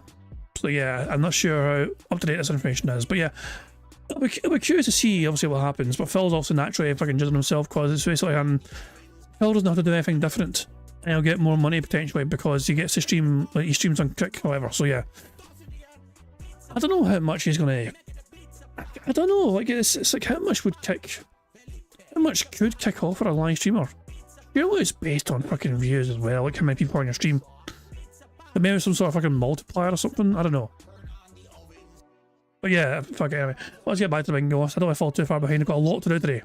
We're behind Phil by about 20 minutes, so let's crack on with the bingo. Strong bingo cards today so far, very strong card. But yeah, let's see. Is Phil actually going to keep begging here? Because I thought the begging was done, but it feels like he's going to start begging again. Now, let's talk about the other side of the equation here. Let's talk about what we're already doing, the goals that we're hitting, the success that I'm having, because we need to figure out what... Yes, he is fucking begging again. Because of course he's fucking begging again. Jesus fucking Christ. Why? Why? Oh, so I fucking screwed up this fucking angle to say it. I was like, yeah, aye. Naturally, it's in his fucking nature to fucking beg. And apparently Phil's Kick is right, and the beg counter never ends. Here. Let's talk about what we're already doing, the goals that we're hitting, the success that I'm having, because we need to figure out what we're going to do as rewards for you guys supporting me so much. Okay? Cool. So if you don't know, I have now had 12 straight streams of hitting all of my goals. 12. That's stupendous. Thank you guys so much. Okay? By the way, Tangy Flavor is our first person to redeem channel points on Kick, and he said, I saw your birth chart. It adds up. You act like a Mars in Libra really bad. I have no idea what the hell you're talking about. But thanks for using the highlighted message and watching the content. Here you go, Tangy Flavor. Okay, so 12 straight streams of hitting my support goals. Thank you so much for that. Let's keep that momentum going. Today, first stream today is Atomfall Endgame. And what I mean by that is we are at the end of the robotics wing quest / plotline. I don't know what's at the end of it, but we're about to find out. Then we have a choice. We can either go investigate the medical wing, which we've ignored and haven't done anything in yet, or we can just go straight to the central processing unit and turn it on, and I believe that lets you get to Oberon. And I think so this is not a beg, so I'll stop the beg counter. Oberon is the end of the game. So let's see how it goes today. I literally don't know what I want to do. I'm sure some of you will know better than me if there's meaningful stuff to do or not left in the game. I'm not doing all the side quests. The game has an insane amount of side quests, and I'm just not going to do most of them because at this point people are already saying, hey, when are you going to finish Atomfall and do other games? So there we go. We're kind of in that stage where I want to wrap it up with Atomfall, okay?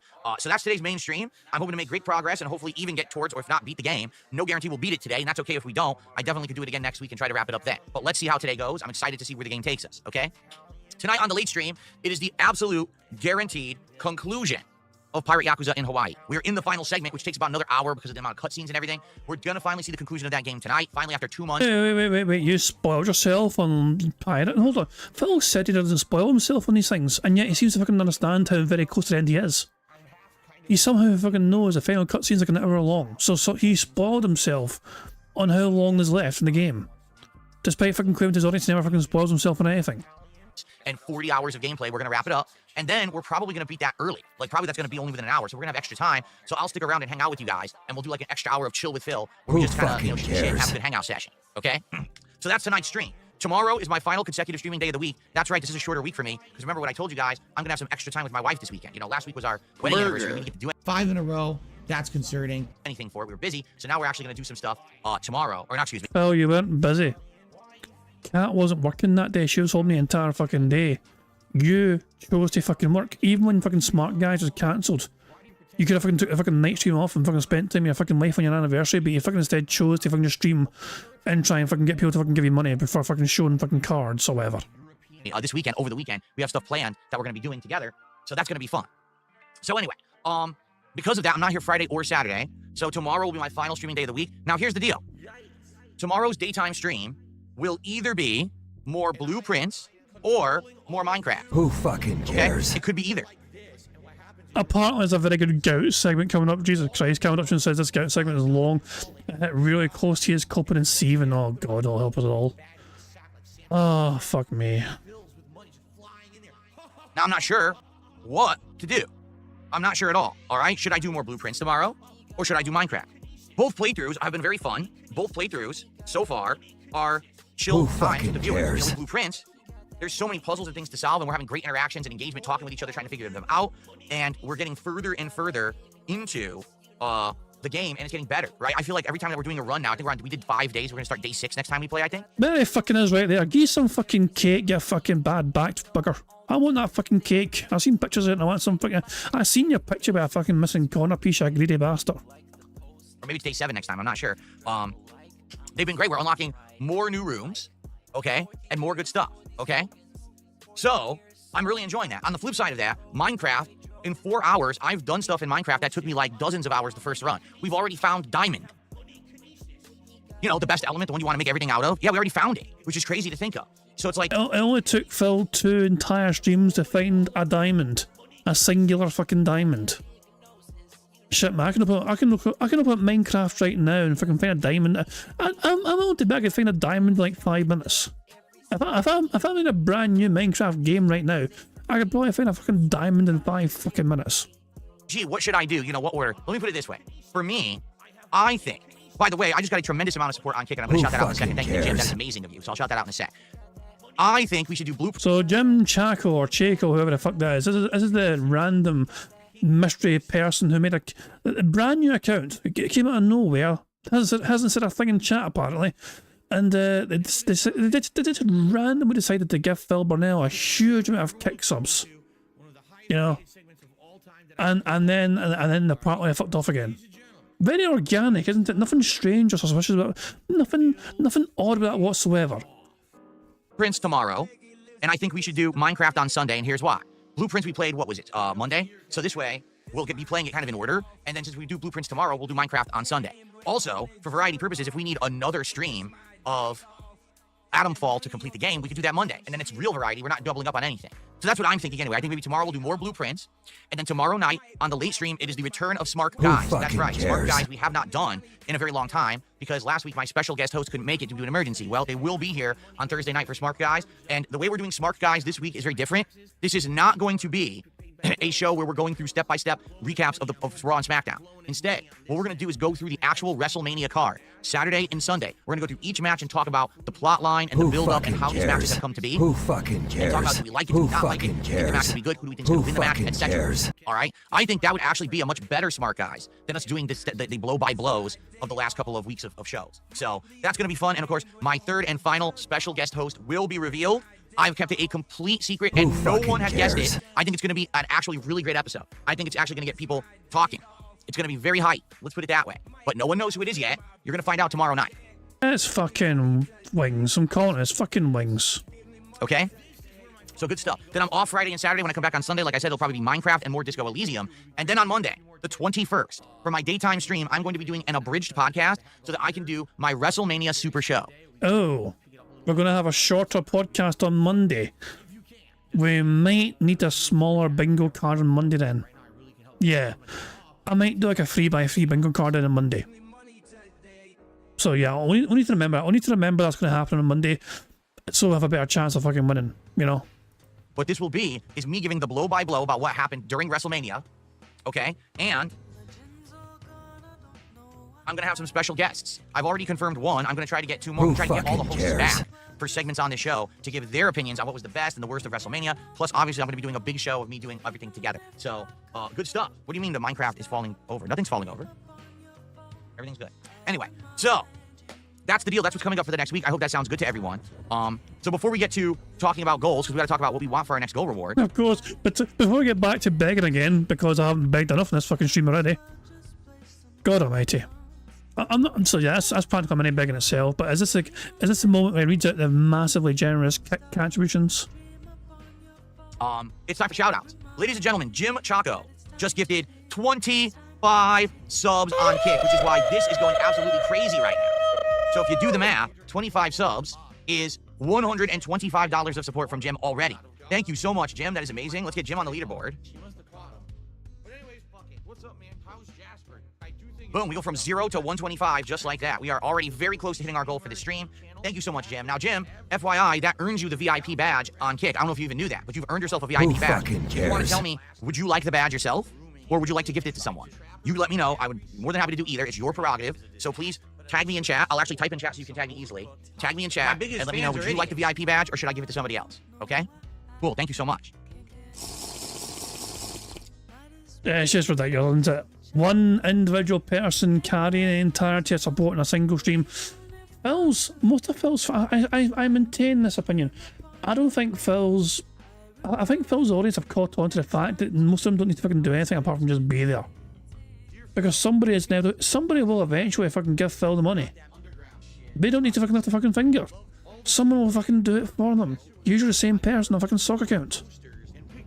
Not the most organic support, is it, Phil? Gift it to someone. He wants me to just gift it to someone. Oh, wow. All right, how about this? Now, this is going to be fun.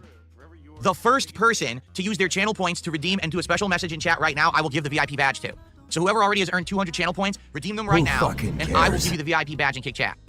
It goes to Quanaminthi. Quanaminthi. All right, hold on. I got to get your name here. All right, I'm going to give you the badge. They earned it. Wow, that was fast. They were quick. 5 in a row. That's concerning. To the punch there. All right, so we go to roles. We go to VIP. Here it is. And this is O-U-A-N-A-M-I-N-T-H-E. There it is. Congrats to Owanaminthi, however you pronounce your name. You just became a VIP. And thank you so very, very much to Jim for 25 freaking gifted subs. And sadly, the SJB was just a little bit too slow. The SJB just tried to do it, but they were slow to the draw. They ended up being the second person to do it, so they did not get it. Who nice try, fucking SJB. cares? All right, so already we got some use out of channel points. We may do it like that from now on, okay? No, Tangy was before. Tangy did his message way before. What are you talking about? Stop that right now. Tangy did a message way before that. Okay. You guys are trying. You guys are lying. I looked. Tangy did his message way earlier in the stream before I even said that, so nice try. All right. Good stuff. Good stuff. You're welcome, Owanaminth. Oh, is it Owanaminth? There you go.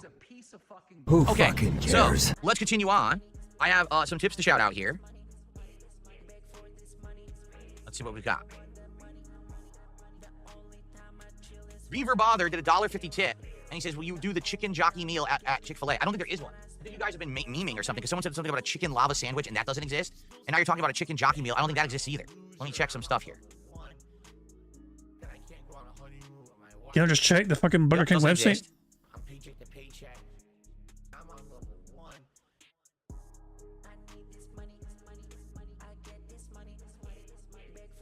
Yes, Kick Chat are right, and because Tangy was denied. Nope, doesn't exist. Okay. Oh, apparently there's a song in the Minecraft movie about lava chicken. Oh, okay.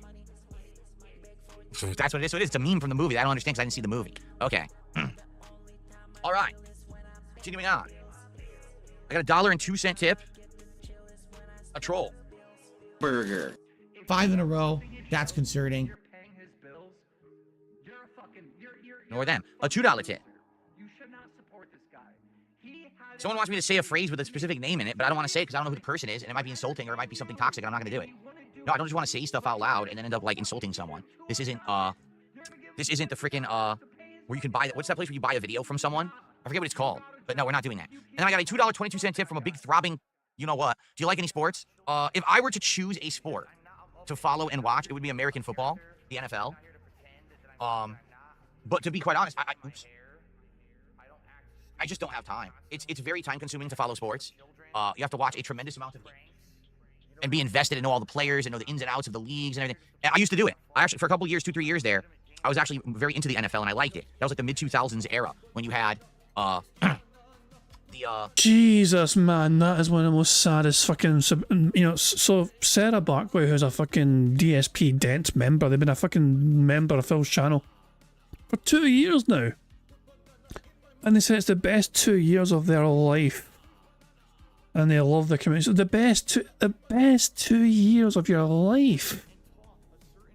Jesus fucking Christ, like, guy, no. That is, I mean, if Phil streams are the best, is this the best that their life has ever fucking been?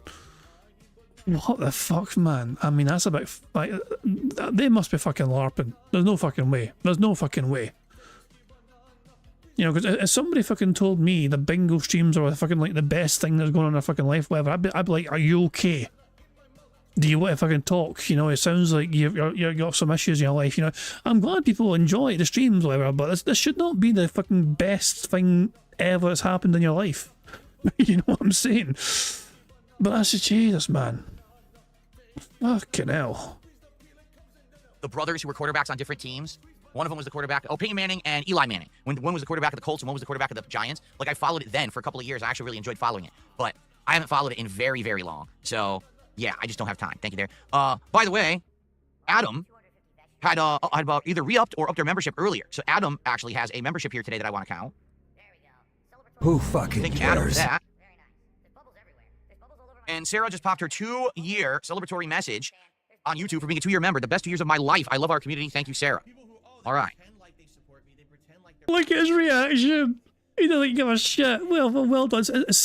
For Sarah, it was the best 2 years of her life. For Phil, it was a Wednesday. No real gratitude or whatever. No fucking heartfelt fucking message saying, you feel that way. That means so much to me. No, just, oh, you popped your fucking message. All right. Remember, the best 2 years of my life. I love our community. Thank you, Sarah. All right. He doesn't care. He does not give a shit. All right. Fuck you, Sarah. All right, please stop spamming the kick chat. I understand you guys are trying to meme, but please don't spam the entire chat so people can actually talk. All right? Please calm down. I don't want to moderate. I don't. I just want to chill and relax with you guys today. Okay? All right.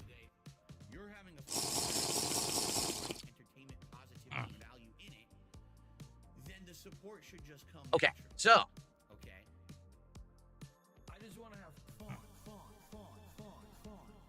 In regards to upcoming rewards, all right?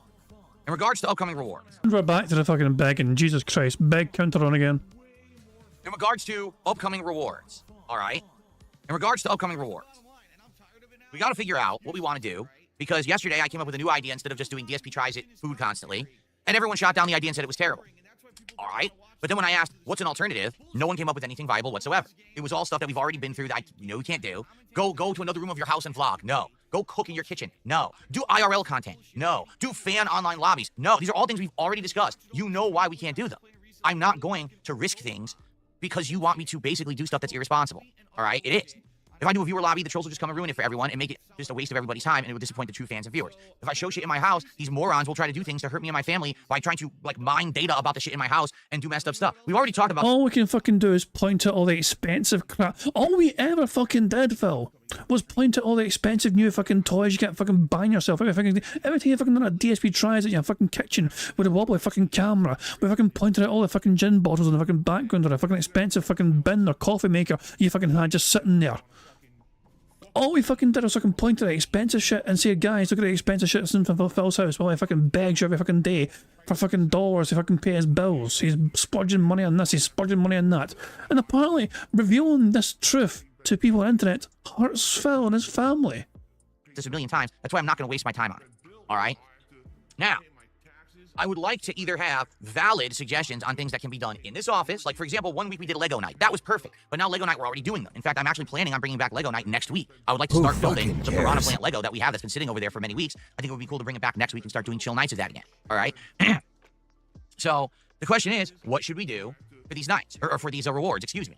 So here's the thing. If no one comes up with a good idea, I told you my idea, no one liked it, then we're just going to keep doing the food. Because the truth is, it's not like we're slowing down on support because we've been doing DSP Tries It. It's quite the opposite. This year has been one of the most supportive years I've ever had. And we're only in April. So why on earth would I stop doing what's working because we have a vocal minority of people who scream that it doesn't work? In fact, I would almost suggest that people who complain about it are people who don't want me to succeed, but that's why they scream like that, to make me think that what I'm doing is wrong, and I'll change, and then people don't like the change. I'm just saying. That seems to happen quite a lot these days. These LARPers who come in and pretend to be fans and viewers, but they're literally just suggesting things that are worse for me, okay?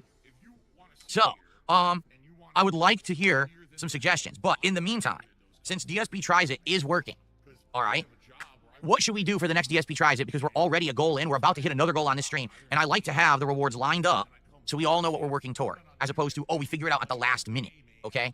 So, do we know any new offerings from any food places right now that I could get for the next DSP Tries It? If not, then what I'll have to do is what I do from time to time. I look at, like, local restaurants. I look at ethnic food from around here, and I try to see what I can get. That's basically like specific to where I live, as opposed to doing some kind of a specialty menu or new item from a chain restaurant. So, what do you guys think? Who fucking cares? My biggest fans are idiots. This is awful. This is so.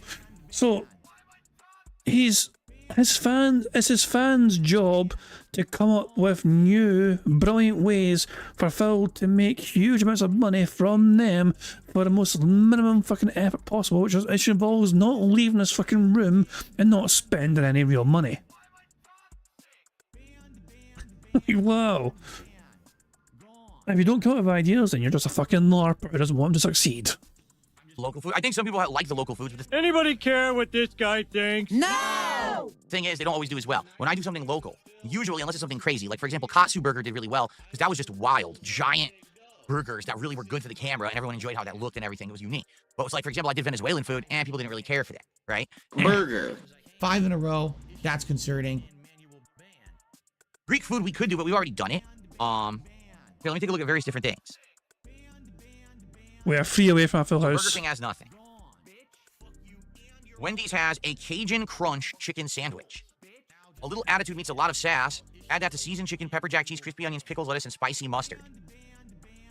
It's literally a chicken sandwich with the different toppings. Like I said, it has the onions with mustard and pickles and a spicy. It looks like it would taste good, but it's not necessarily something so new or special. You know what I mean?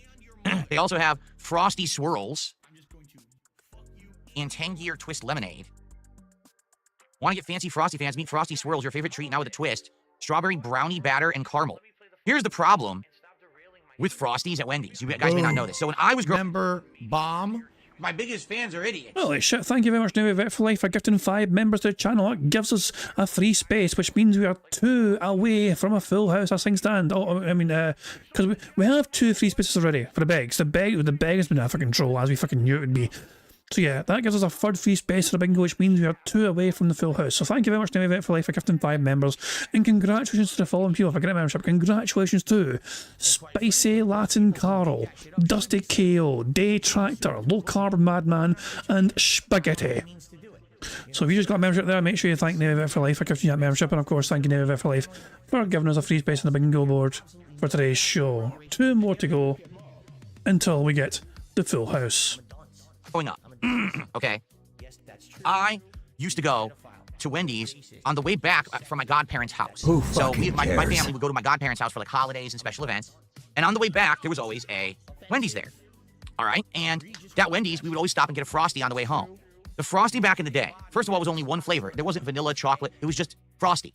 And the Frosty was malt flavored with a little bit of chocolate, but it was mostly tasting like malt. If you don't know what malt tastes like, I don't blame you. Who Almost fucking nothing today cares? tastes like malt anymore. Who It's like there's been some fucking weird, cares? unspoken effort to like phase malt out of flavors of desserts. Almost nothing has. I think the only thing that has is like Whoppers or Maltesers. There's like the only thing that have malt flavor. Everything else is gone. But malt used to be very popular back in the day for flavoring for like ice cream and things like that. So the Wendy's Frosty used to taste like malt, and it would actually be like a brownish color, so similar to chocolate. But let me tell you something. The Frosty was so dense and so cold. You would take your spoon and try to stick it in. Your spoon would get stuck hard in there. And then when you actually scooped it out, you would actually see ice crystals in the Frosty. All right? So whatever it was they were doing back then, it's drastically different from what they do today. When you get a Frosty today, it's just vanilla soft serve ice cream, and it's not good. It actually melts instantaneously. My wife and I have tried to order Frosties from a Wendy's that's 1 block away. It takes 5 minutes to get here, and when it comes, it's already half liquid. And fucking go down 1 block and get the person. Oh my god. 1 block away. And you order delivery. 1 fucking block away. And you pay massive amounts extra for the fucking delivery. It would literally be quicker for you to fucking waddle there and waddle back with a fucking thing. You absolute fucking buffoon. Holy fucking shit, man. He wonders why he's fucking wasting away. You know, I've lost all this weight. You know, you've lost all the fucking muscle mass because you barely fucking will go anywhere because you're a lazy sack of shit. It honestly fucking stuns me that he's not fucking embraced online grocery shopping. You think I'd be fucking right up Phil's fucking alley since he's a fucking hermit, but no, apparently he must go in person to the fucking grocery shop and get lost in the fucking butter aisle. So unless you're going to eat that Frosty instantly, sadly, these Frosty swirls probably would not be good. I would like to try one. For example, they've never had strawberry before, but I bet it would taste terrible because it would just be like a melted, liquid rather than a good shake. So, all right, so Wendy's has 3 items: Cajun Crunch Chicken Sandwich, Tangerine Twist Lemonade, and these new Frosties. So Wendy's is definitely a candidate because they have something new, okay? Who fucking cares? Continuing on, what else do we got? Let's see here.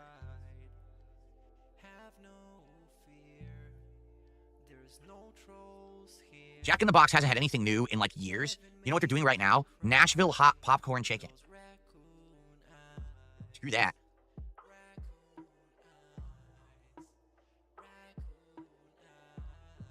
Taco Bell has toasted cheddar street chalupas.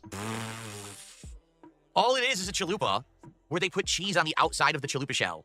And then it's just their regular chicken, some kind of a sauce. It doesn't look good. I mean, it's something new, but it's not really. Okay, so... MetaFriend says Wendy's Frosty is now made from condensed milk, whipped topping, and chocolate milk. What the fuck? No wonder it's terrible. Right? No wonder it's so bad. Oh, man, that sounds awful. Okay.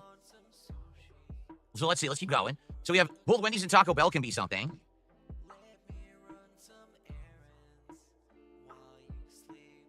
Most of us fucking streamers have been begging. Nothing right now. Nope. This has been just begging, non-stop begging. It's just ridiculous how much begging he's been doing today. Let's see here. The most successful he's ever been in years. We just got 2 kinds of pizza. We just got Papa John's and Little Caesars, so I don't think I would want to do that. Who cares? Olive Garden, are you insane? Do you want me to die? Olive Garden's awful, man. Yes, Phil. No, there's no Long John Silver's near me. Someone said Long John Silver's, but there's none near me at all. To ask your previous question, Phil, yes. So right now, I would say number 1 pick would be Wendy's because that's been, that has 3 new items I can try. Taco Bell has 1 new item, but let's see what else you guys come up with over the course of this week, okay? All right. Let's see here. Mozzie, 17 months as a supporter and a member, says, working my way to 2 years. Thank you, Mozzie, for your ongoing support. I really appreciate you there. That is true. NJZ says, weren't you ever going to do Panda Express at one point, but you never got around to it? Yeah. Because at one point they were doing that new, I guess, firecracker steak and shrimp is one thing that they were doing. That's, I guess, newer. All those years back then, you'd be like, it's a whirlwind of crap. It was me. And by the way, I've told you guys about my past. I used to drink. I like to say Chinese-inspired, American-made, but then they have the gall to say it's gourmet Chinese food. No, it's not. Honestly, when I started with this whole thing, I was depressed many years ago, a decade ago. I didn't like my life or anything. And basically, liquor was the way to kind of get through that. It was, I hate my life. I hate who I am, so let me just drink it all away. Fuck this. The online thing is terrible for Panda Express. We could do Panda Express whenever. Okay. All right. All right. So we have a couple ideas at least, right? I would say the Wendy's could work. The Taco Bell, which we haven't done in a while, could work. But we'll continue to talk about this over the course of the next week, all right, and try to figure that out. Got more shout-outs to do. Then I'd like to talk about the 50 milestone reward, okay? All right. You got to shout at me. So, let me pause my begging to shout out contributions, and I'll get back to the begging again. Oh my god. The begging is just fucking non-fucking stop. This is ridiculous. Bingo's almost fucking too easy with all this fucking begging. I received a $2.50 tip. This will be our biggest tip of the day. From Tig Old Biddies. It's cool you do food reviews. I'm curious, how are you balancing it with your gout diagnosis? First of all, I don't have a... Oh, this must be the meltdown. This must be the meltdown that Camp Dutchman prophesied was coming our way. Apparently Phil does not react well to this question. Okay, you know what? Fuck it, let's just enjoy this. Let's just fucking enjoy the bad man raging about gout. I'm not even gonna fucking pause. We'll just let this cook. From Tig Old Biddies. It's cool you do food reviews. I'm curious, how are you balancing it with your gout diagnosis? First of all, I don't have a gout diagnosis. You get a diagnosis when you first learn that you have something. I was diagnosed with gout 10 years ago. For you to say it like that is idiotic. So stop saying stupid shit like that. That's number one. Number two, I haven't had a gout flare-up. No exaggeration. I haven't had a gout flare-up in something like 3 or 4 years. And even when I had it, it was so minor, it was gone within half a day. Why? Because I'm not doing the things that would cause me to have a gout flare-up. I'm not constantly eating red meat or shellfish. I'm not constantly drinking, which exacerbates it when you have it. I'm not doing the things that cause it. So why would I have a flare-up? I will still have a chance of having a big flare-up of gout for the rest of my life. So if I have a week where within 1 week, one day I have steak, one day I have burgers, one day I have shrimp, one day I have lobster, and then at the end of the week I decide that I'm going to have ribs, I'll probably have the worst gout flare-up of my life.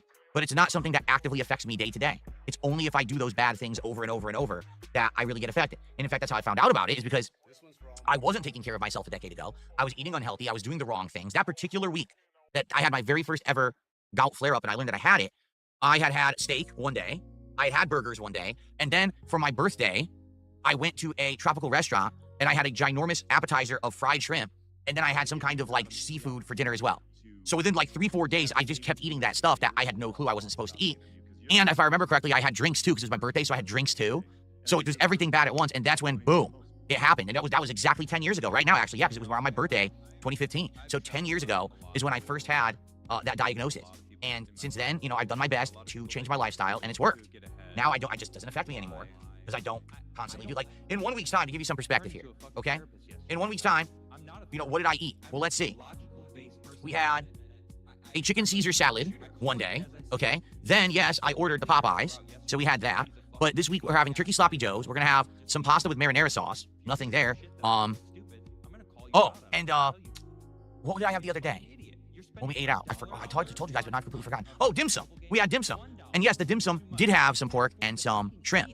So there you go. In the entire week that I've eaten, out of all the days that I ate, only one day did I actually have stuff that would be considered me being at risk for gout. So that's why it doesn't affect me anymore. You know, literally every meal that we have as a home-cooked meal, we end up doing either turkey or chicken every single time, because that way we stay away from the stuff that's bad for me. And by the way, I've told you guys this because a lot of people don't get it. They're like, oh my God, how could you eat turkey and chicken every meal? Don't you ever get tired? Here's the God's honest truth. I swear I'm not trying to sugarcoat this or make it sound better than it is. When you stop doing something in your lifestyle habits, you actually stop desiring it. Like, there was a time in my life that I craved steak, I craved burgers, I craved red meat, like beef, all the time. I literally don't crave beef anymore. Why don't you back it up with a source? My source is that I made it the fuck up. I don't. Like, actually, if you were to ask me right now, would you prefer to have a big club sandwich with turkey, lettuce, tomato, you know, mayo, stuff like that? Or would you prefer to have a burger? I would actually say I like the turkey sandwich. Why would I lie? I imagine it's like breathing for you. I'm serious. A well-seasoned chicken, I crave more than beef. I just don't desire beef anymore. It's actually gone away. I go to restaurants all the time to have steak. I never get a steak. I don't want it. I'd much rather have something else. I don't know, you know, like I said, when I took it out of my routine of what I do normally, the desire went away. And so the temptation's not there, and now I don't really have to worry about it anymore, which is great, by the way, for the record. Okay. Someone tipped $1 says, what about a trip where people fund a trip to the movies so you can see the Minecraft movie? I don't want to go to the movie. I have absolutely no desire to go to the movies. I don't want to go to the theater with all those people that are going to be screaming and acting like idiots. I don't want to sit there. I'd rather just get it at home once it's on demand. So appreciate the idea, but I don't want to go to the movies, okay? Someone tipped $1. Listen to this. You should get a curl bar, and every time someone tips you a certain amount, you do a curl. Well, what about just get 2 dumbbells, 2 free weight dumbbells, and then let's say, okay, for every I don't know, every $2 tip or super chat, I'll flag So if I do 10, 3, 4, 5, 6, 7, 8, 9, 10. All right, you owe me $20. No, I don't think we're gonna do that. I'm sure Broside Phil will fucking break down Phil's form there and how he operates dumbbells, but yeah, there's no... Jesus fucking Christ, man. Phil Burnell trying to monetize exercise. He'd fucking die in a fucking half stream. Okay. Oh, you know what? This is actually a good suggestion. I will agree. This person says, they took the buck, they said, you should try something from Wingstop. Wingstop has crazy stuff like atomic wings. I've never got Wingstop ever. Hold on a second here. I've never had Wingstop in my life. He is super excited. It's like, I completely forgot that place existed. I'm now excited to see what they've got in the menu. So I can further exploit my audience. I give them my $1,500 to buy fucking $20 of wings. I wonder if they'd be any good. Hot honey rub box, 3 crispy tenders and fries tossed in a bold sweet heat and a dip. Yeah, I don't know what they have. I'd have to look into that. Wingstop? What do you guys think about Wingstop? You know what, though? We just did. Yeah, we can't do that this week. We just did Popeyes. I'm thinking in my head, we just did Popeyes and wings. That might be a good idea for the future. Since I never had Wingstop ever. I literally, it'd be a first time tasting. So how about, and we have Wingstop locally. But we just did Popeyes. We don't want to do 2 chickens back to back. So how about this? This week coming up, we do a different thing, and then maybe Wingstop is for 40 goals hit. And then at 50, we're already to our next marathon milestone, so we don't have to worry about food. I know, guys, my hair's sticking up again. I can't get it to be under control again today. It's ridiculous. I believe we do have haircuts coming up at some point, but not soon. So I gotta get my hair. It's just, it's so fucking weird that they both get a haircut together in the same fucking place in the same fucking day. Like some sort of fucking mother and fucking son going to the fucking hairdressers just so it gets all done at fucking once. Jesus Christ, man, it's Jesus, I don't know. To me, like, when I get a haircut, these days I go to a Turkish barber. And I always like fucking I like treating myself to the full kind of works, you know what I mean? Get a good haircut, but also like I let my beard grow as well. Like, I will let my beard grow a bit as well, just to get a good proper top till shave experience as well, you know what I mean? It's just you can't fucking beat it, but I guess Philip's skin is too fucking sensitive to go through a fucking hot till shave. Haircut to try to trim this and even it out, because as you can see, it's not. It's all screwed up. Stupid big. Like I said, my hair grows out for some reason on this bottom of the back of my head more than the rest of my head. Very annoying. All right. Anyway. All right. So yeah, I would say Wingstop is actually legit a good suggestion. I've never had Wingstop before, and that'd be something to try first time taste test, but not this week because we just did Popeyes. So how about let's save that idea for maybe 40 or 60 goals hit? That's a good one though. Thank you for that. That was like a mini bag. Someone tipped a $1 tip, and I don't know what they're trying to say, but they are saying try Panda Express. So thanks for the $2 tip. Maybe we'll do Panda Express eventually. I don't know. I'm not really in the mood to do Panda Express.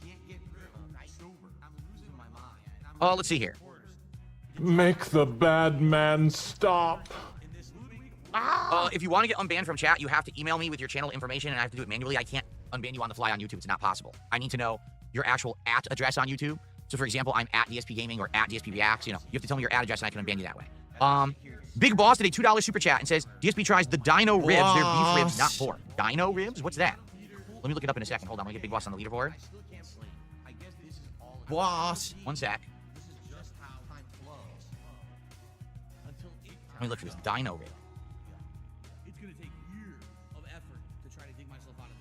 What are Dino Ribs? Dino Ribs are sound like massive cuts of beef short rib that resembles something you'd expect coming from a dinosaur.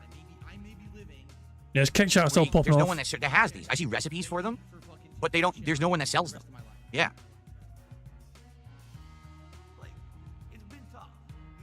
What Dino Ribs appear to be is if you have like a local barbecue restaurant, they may serve Dino Ribs as an entree. But from what I'm seeing, they are pretty insane. The cheapest ones I see are $34. They range all the way up to over $100. Damn. Phil, you charge your audience $150 per stream, and every goal is $1,500. You can afford it now. Reward your audience. Apparently, Phil is going to start talking about his parents and aunt health talk. Is he going to fucking blame his aunt again for giving them gout and not telling? I would never have ate all those steaks and burgers if I'd known I could have had gout from my aunt. So what it is, it's an insane amount of beef. It's a crazy giant cut of beef ribs from, and I see what you're saying. Again, something like that, see, that is something that would probably be bad. If I did something like that, now I am putting myself at risk for a flare-up. And see, I assume Cabin Dutchman is talking about like the future. Like, you know, we're behind Phil, live Phil, by about 20 minutes. So I assume he's talking about his aunt and parents, and you know, now, like live now. So, like, I feel like we're going to win bingo before then, but I'm happy to skip ahead, though. I'm very happy to skip ahead to that rant, though. Should we win bingo before then, I'm happy to skip ahead and enjoy the rant anyway. Likely, I wouldn't be able to eat anything, red meat or shellfish or anything for like the whole week. Seriously. So I don't know if I would want to do that. I should eat dino ribs while dressed as Fred Flintstone. Where do you guys get these ideas from? Is this cosplay hour or something? Not Halloween. Anyway, Spawn Killer, 47 months as a super supporter, says, why don't you try Chipotle? Did we ever do Chipotle? Because I've eaten Chipotle before. Let me check here. I don't know if we ever did that.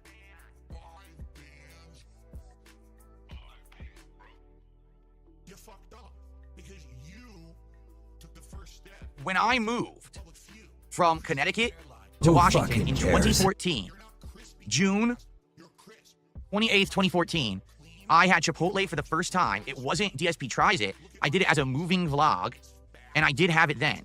Back then, videos like that, I'm not kidding you, got over 10,000 views. This video has over 10,000 views on YouTube, okay?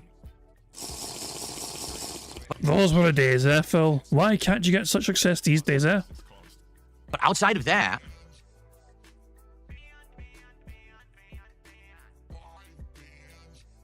no, I never did it. I've done the Chipotle Whopper at Burger King. I've done other things, but I have never done actual Chipotle. Huh. Okay. Interesting. No, it isn't. Maybe we would do Chipotle at some point. I don't know. Chipotle Mexican Grill. I know they have bowls. They have wraps. They have quite a few different things, right? All right, but that's a possibility. All right, fair enough. Thank you. These are actually good suggestions for DSP Tries It because, you know, when you do so many episodes, you tend to forget what you've already done. And I would have sworn I did Chipotle, and I never have. So thank you for that suggestion. That's a good one. Thanks, Spawn Killer. So right now, Wendy's has 3 new menu items. Taco Bell has 1 new menu item. Wingstop I would like to do, but just not this coming one because we just did Popeyes. And there's Chipotle. We could do anything. All right. Cool. Continuing on. Some more shout-outs to do. Good Lord. Yeah, thank you guys for the early support today.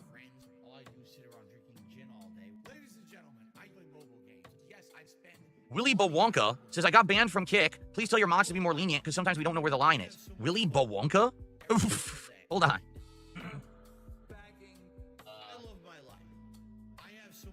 I unbanned you, but I'm curious what you got banned for. I wonder. See, on Kick, I can actually unban right away, but I can't unban on YouTube. Excuse me. Mrs. Jockstrap to the $1.11 and says, for the reward, you should react to all Skibbity Toilet episodes. Well, I could do that, but here's the thing. All right, here's the deal, and I'm serious about this too. I would react to all Skibbity Toilet episodes. Think about this. For $5 million. All right, if someone supplied $5 million, I would sit here and literally do a marathon of watching Skibbity Toilet episodes from start to finish. Now you might say, well, why would you need $5 million to react to Skibbity Toilet? Well, it's a very simple concept. If I do that, I'm going to die. You understand? If I actually watch content that's that mind-numbingly stupid, it will actually melt my brain cells, and you'll actually see my brain start to leak out of my ears as we're watching. And by the time that we're done, I will be a vegetable. So therefore, I won't be able to work and earn for my family anymore. So I need to make enough money watching the Skibbity Toilet Marathon that I can at least have money to provide for my family for the rest of their life. You know, my wife, my cat Jasper, got to pay off the house. You know what I'm saying? So $5 million's a good amount. From now till the end of my wife's life, I want to provide for her. So there you go. All right. Anyway, let's continue. I got a $5 tip. There is a 15-minute Mario Kart World Direct that will be tomorrow. Will you cover it for the podcast? Sure, why not? It's going to be in the morning because all the directs are in the morning, right? I don't see why not. Maybe that's what we'll be doing for the show. We'll be watching that back and reacting to it. I would love to learn about Mario Kart World, except chances are I'm not playing it because it looks like there's going to be no way that anyone can actually get like a Switch 2 without like scalping and shit. So because of that, I'm probably not going to get it. It sucks. I really want to get it at launch and play it for you guys in early June, but I don't think it's going to happen. So I guess we'll have to see. But no, I'll definitely cover it tomorrow. I'll have to keep my eyes peeled for that. Probably watch it live. Thank you. That's the biggest tip of the day. We're now at $148 of support. Only $2 away from hitting the goal and continuing the streak. What's going on, Game Boy? How are you this morning? Good to see you.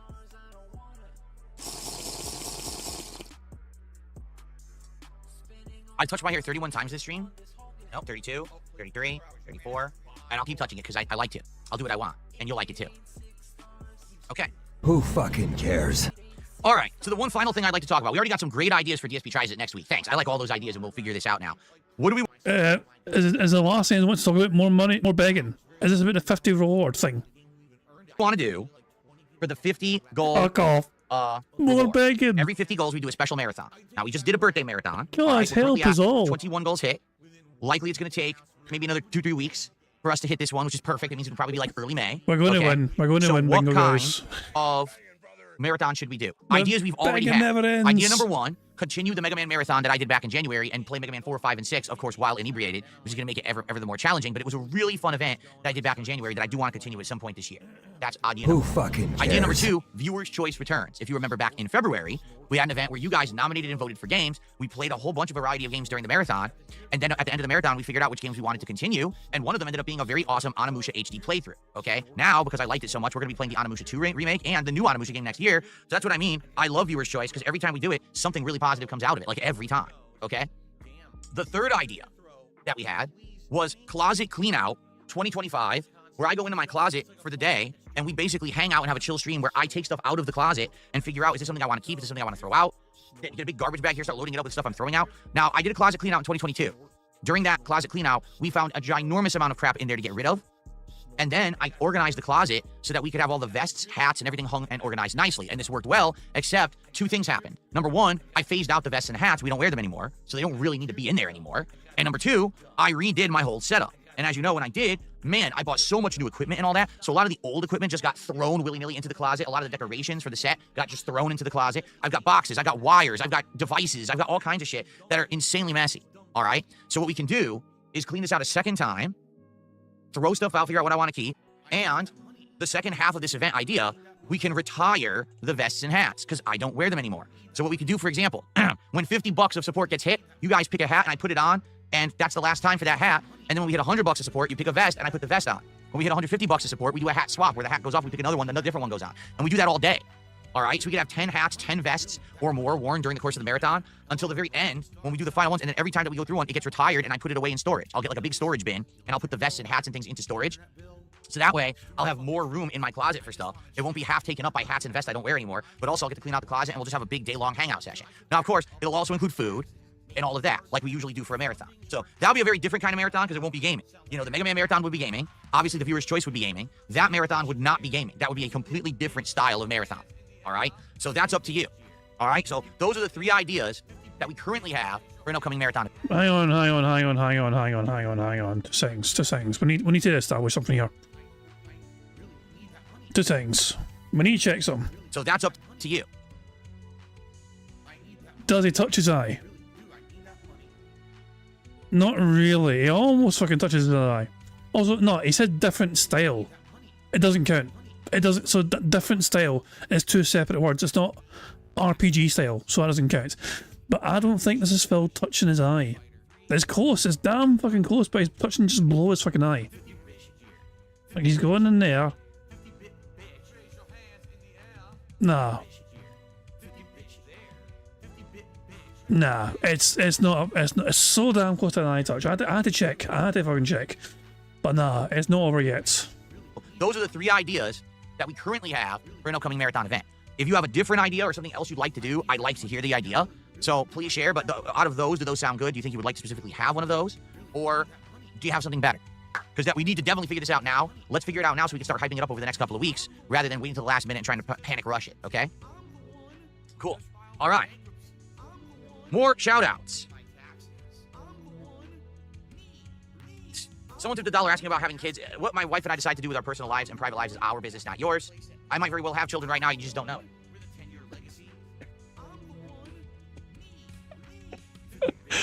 Oh my, that's a good one. Oh, Phil, you can't get another man pregnant, Phil. Just saying. You might think that screech that you heard is a bird. I told you it was a neighbor. Maybe it's one of my 7 kids. You don't even know. Nor would you ever know, because I would never tell you. And I received a $1.47 tip. For the closet clean out, will I finally come out? I already did come out of the closet many years ago. Remember, I went in there to clean it up and I came out. I recorded it and I danced. That's one of the animations we have for tips. There you go. And I received a $5 super chat from Most Tasteless. That is our biggest super chat of the day, so let's get Most Tasteless up on the leaderboard. It's actually $4.99. And with that, folks, it is official. We have not even booted Adam Fall yet. And ladies and gentlemen, who fucking cares? We hit the goal here on DSP Gaming again. And it only took one person giving you $125 in support in one fell swoop to fucking make sure it happened immediately. How organic is that, eh?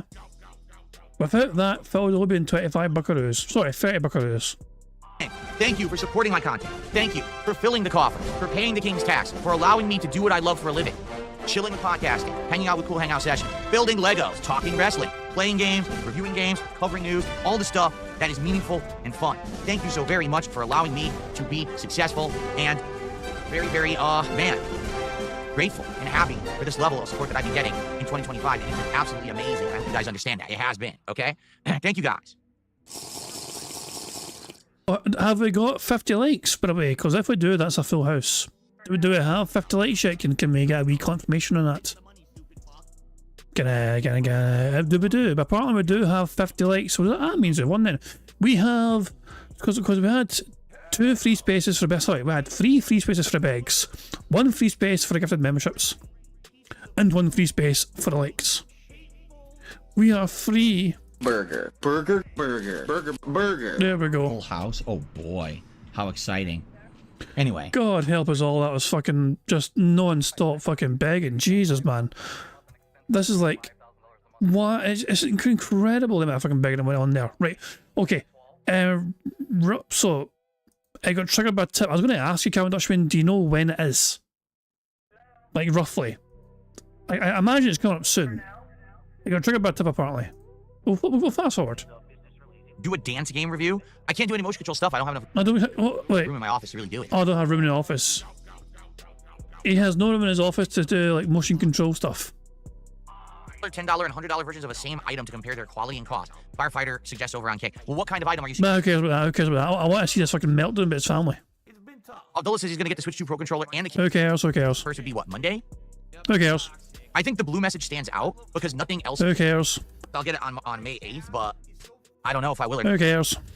Why did I phase out the seltzer water? You know, to be honest, it wasn't actually anything I thought about or was intentional. Usually I would get them every week. And then one week, no lie, I just forgot. Which is hilarious. It's on my shopping list and everything, and it just slipped my mind. I didn't buy them. So that whole week, all I did was I got this water. This is the filtered water I have out of my pure pitcher in my fridge, right? So I had it, and I was like, all week, I was like, you know what? It's fine. It's perfectly fine. This is a really good thermos that I use. It keeps the water cold, okay? I don't think I need the flavors. The reason that I was doing the seltzer water is because I didn't want the flavor of the plain water. I thought it was too plain. It was boring me. But I think it's fine now. I'm drinking. I'm like, and the thing is, the seltzer water, number one, it's full of carbonation, so it makes me gassy. It makes me burp a lot. And number two, it has, what is it, aspartame or whatever in it. And to be honest, not that that's horrible for you, but it's still something you're putting into your body that you don't need. So I was like, you know what? No big deal. I just won't drink it anymore. So it's just one less thing to buy and lug around. I mean, they're heavy bottles and shit that I'm buying when I'm at the grocery store. Heavy fucking bottle. Everything's fucking heavy to you.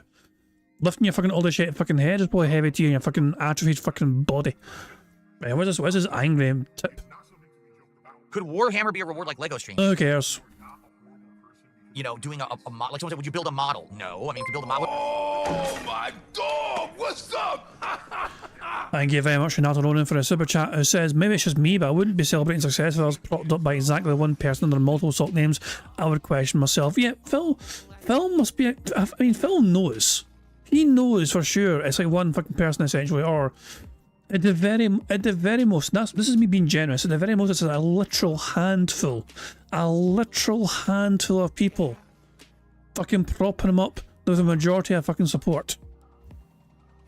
I mean, it's just fucking ridiculous, you know what I mean? But he's fucking pretending it's like, oh, everyone fucking loves me because I hit my goal, everyone loved it. Well, not Phil. Like, one person gave you like over 2/3 of the fucking money for that goal, and then he fucked off again. Never heard from him again. You know, so which is a bit fucking sus in the first place, or whatever. But yeah, it's not the most organic fucking support. It's like, it's bizarre to me. It really fucking is bizarre, you know. But yeah, that's Phil for you. That's what he's fucking like. But it's just the way he is. Likes to fucking delude himself into fucking believing that he's the most popular little boy in the world, you know, and everyone fucking loves him because money was thrown his way. I'm gonna glue it together here. I mean, I very well could. Oh, who cares? Just tell us what your fucking like parents and your aunt. I'm sorry to hear that. Someone says, thanks for making me feel good with your stream. Sadly, recently I've come to grips with my own parents' mortality. I know that your parents are up there in age like mine. My father recently had his first I've fallen and I can't get up moment. Yeah, it's sad. It's sad when your parents get older and they're just not like they used to. Like, no exaggeration, it sucks. I haven't seen my parents since 2019. The idea was, I moved out here in 2014, and my parents were going to visit once a year, or maybe once every other year, okay? That was the whole point. Why could you not visit them sometimes, Phil? Told them outright. I said, I want you guys to understand something. I don't want to go back to Connecticut. Jesus, man. Fuck you, parents. I don't want to go back home to Connecticut just because you're there. You know what I mean? Like, there's nothing really there. There's a zoo, and there's Italian food, and that's it. And there's your parents. Oh, and your fucking parents are there. That's the whole. Oh my god. Why would I go back to Connecticut? There's nothing there for me to fucking see. Well, maybe apart from the people that brought you into this fucking world. They've got a lot to fucking answer for, by the way. Oh my god. Phil thinks there's no point in going back because, oh, they've only got like a fucking zoo and whatever. Phil misses East Coast pizza more than he fucking misses his fucking parents. You know? I'm willing to fucking believe that. I'd be willing to put money on that. But he misses fucking like East Coast pizza more than he fucking misses his parents. Tacos all said I made something in this. Oh, Jesus Christ. You better take a sip. DSP tries it live at Chick-fil-A. God damn you, Tacos all. God damn you to hell. It fits very well. God damn it. Oh hell, it's just Jesus. Phil, go on, Phil. I'm gonna let the bad man cook. I mean, why so we've won bingo. Bingo's already been won, so why don't you fucking enjoy it on like full screen? You know. There we go. Bye. We'll let the bad man cook. I don't want to go back to Connecticut. You know what I mean? Like, there's nothing really there. There's a zoo, and there's Italian food, and that's it. Like, if they go. Oh, so this character says, what about my image? You had an image? Hold on, sorry, my bad. Oh, that was the kick chat log. Sorry, I scrolled down. So I see it now. Calendar screen share this message. This is a kick chat log. So Phil was gifted $125 in kick subs from this one person, and the only thing this person has said in the entirety of their time they've been on kick chat is this one thing, just saying gift it to someone, DSP. This person was such a wholesome member of the community who no one's ever seen before, who no one's ever heard from before, and the account didn't fucking exist until today. That this is it's definitely something smells off. Like, this is the sort of contribution that I think was something's up here. But Phil doesn't fucking question it. He doesn't fucking bat an eye to it, which makes me think it's maybe something that was predetermined and arranged beforehand. Who fucking knows though? But yeah, it's a very, very strange one indeed. It's suspicious as all fuck, in my opinion. Anyway, here's Phil explaining. So Phil could go back home to see his parents every fucking time, but he doesn't want to because Connecticut doesn't have things that he likes. You know what I mean? Like, there's nothing really there. There's a zoo, and there's Italian food, and that's it. Like, if they come here, there's stuff to do, right? When you come to Seattle, there's all kinds of fun things. There's restaurants, there's all kinds of tourism, there's things to do here. For me to visit them in Connecticut, there's fucking nothing going on. It's boring, okay? And it's expensive, too. So, Phil, isn't it worth it though to see your fucking parents? Like, you've chosen actively not to fucking see them for the longest fucking time. The only time you did go to see them was because they fucking offered to pay for your fucking wedding because you're such a cheap bastard. And you fucking got your tax money off your fucking mammy with a fucking fake promise, the 5-year plan. That fucking went up and fucking smoked on it. It's just, I love how his parents have to bribe him to fucking spend time with his son. Like, Phil Burnell will not go and see his parents unless he's fucking bribed thousands of fucking dollars from them. He's not going to go of his own fucking volition. The only fucking I mean, I'm about to say something dark here, but it's just one of those things where I can actually believe Phil might fucking actually do it. The only time I can think of him going back home to Connecticut is just to fucking confirm they're dead so I can see how much fucking money was left from the fucking will. So that was the idea, is that they were going to come visit me, maybe every year, every other year. You know what I'm saying? And then what ended up happening was, basically, they visited that first year for Christmas, and then they visited in the summer of 2016. And let's not forget this as well. They visited, but they weren't allowed to stay with their boy. Phil's got a huge fucking house. He's got like fucking 5 bedrooms. I'm sure you can fucking stay in one of the spare bedrooms. Nah, there's nowhere for you guys to sleep, you know? Bedroom number 1 is like Phil's office where he does all his work. Bedroom number 2 or whatever is Kat's office where she fucking just plays Skyrim, whatever. You know, no. The parents were fucking forced to get their own hotel room. The one time they came through fucking Connecticut, Mama and Dada Burnell was forced to fucking basically do a whole bunch of manual labour. Like, Phil's dad gutted out the fucking garden, cleaned up the fucking vents or whatever, fucking painted Leanna's old room or whatever. You know, because Phil didn't want to fucking do any of it. This is... Phil, you are a fucking horrible son. I don't know if there's enough pity in me to feel sorry for your parents, because, I mean, they brought you into the world, so they're bastards for doing that. But I do still feel sorry for them because of how you fucking treat them. And then everything fell apart. My aunt got ill, and so my parents had to basically be taking care of her constantly. She eventually passed away. Then their health both turned for the worse, to the point where they can't travel.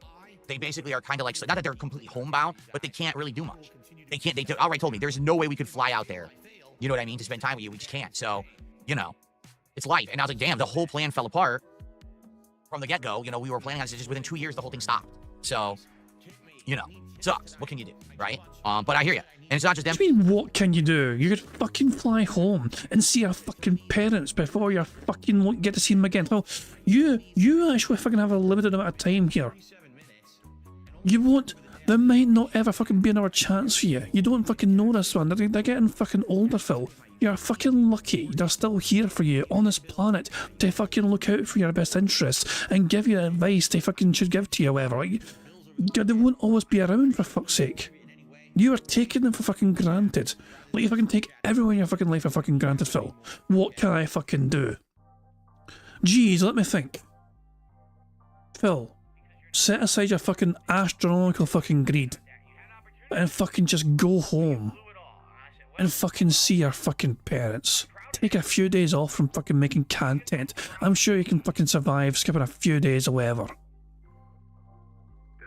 Fucking see your fucking family, for fuck's sake. Before they're fucking gone, you won't get a chance to fucking ever see them again. I have other relatives and other friends and things that I hear about all the time. It's like, damn, this person passed away? Passed away? That's insane. They were, you know, young, they were vibrant, they were healthy. How did this person pass away out of nowhere? The older you get, the more this stuff hits you. And the more it hits you, the more you realize what's actually important in life.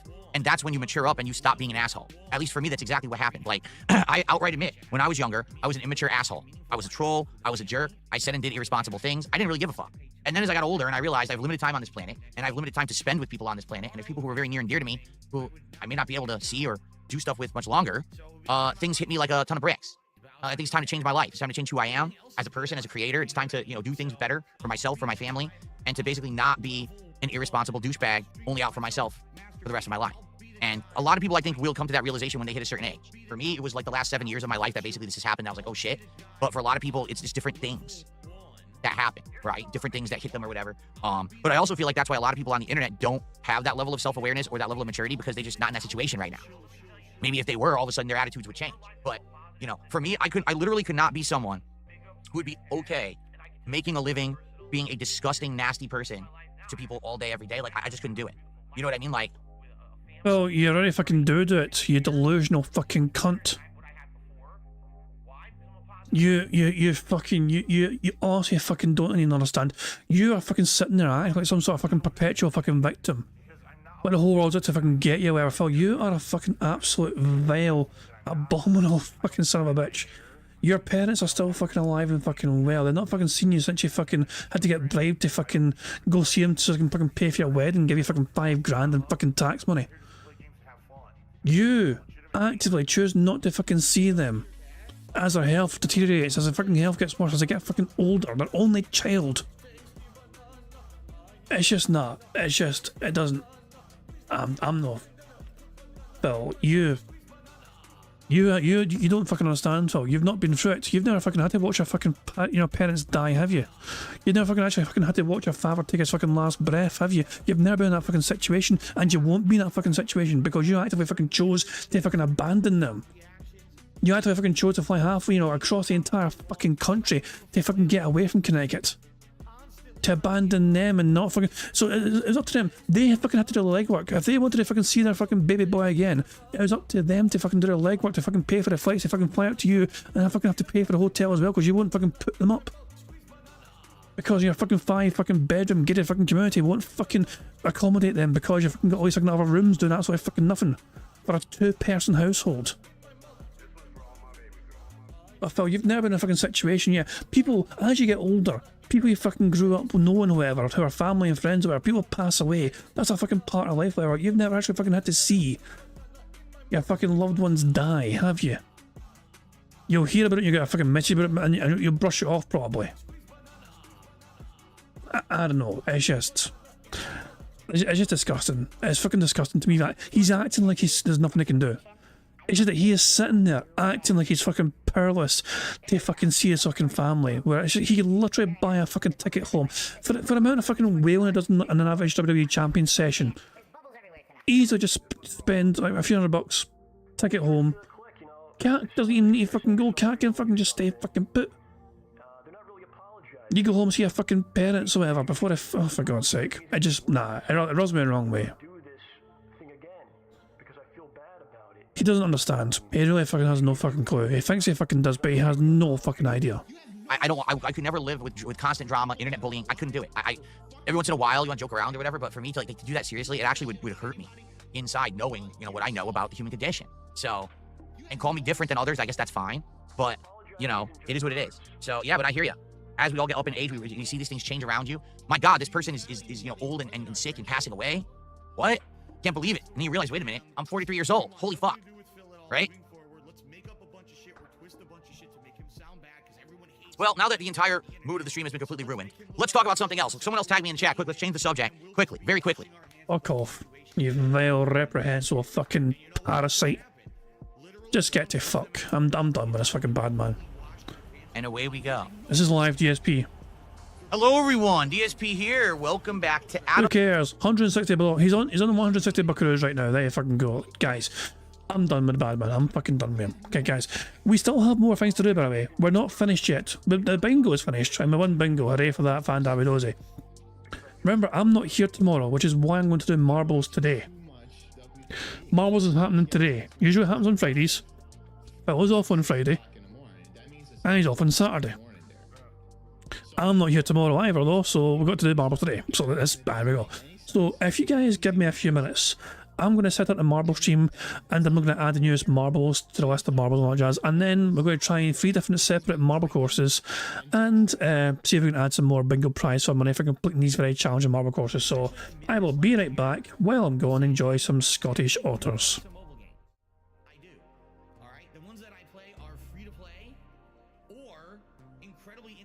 Like you spend $1 here or there to make progress. This one's for all my baby girls. Got me that gotcha. I love it. Got me that gotcha.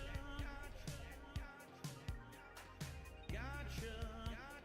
Begging for fucking tips and shit on street. It's WWE champions time. I'm stupid. WWE game plays like Candy Crush. Moving gems around. Breaking colored gems. I love it. Again, it's pay to win. The more money you sink into it, the more characters you can summon, the higher chance you'll get the better characters, etc., etc. All right, got me that gotcha. I love it. Got me that gotcha. Begging for fucking tips and shit on street. Gotcha. Got me that gotcha. Thanks for the money, dummies. Supercar. That was a mobile game I played like 5-6 years ago. A lot. For about a year, I played it pretty hardcore. Alright, even at that point, that was before everything kind of fell apart with YouTube and everything. I was putting a little bit of money into it. I was playing for the top cards. I was playing the shit out of that game, okay? After about a year, they launched what they called Season 2, which reset all the cards in the game and made all your progress essentially worthless. And I said, this game fucking sucks. What a complete waste of time that this was. Alright? Today, some shithead hater will take something that I say out of context, and a ton of morons will watch that video. So within a day or two, that video will get like 5,000 views. While my daily gameplay videos each are getting, what, like 1,000 views, if that? Cuck life, 100%. Live the life of the cuck. Why not? YouTube doesn't care.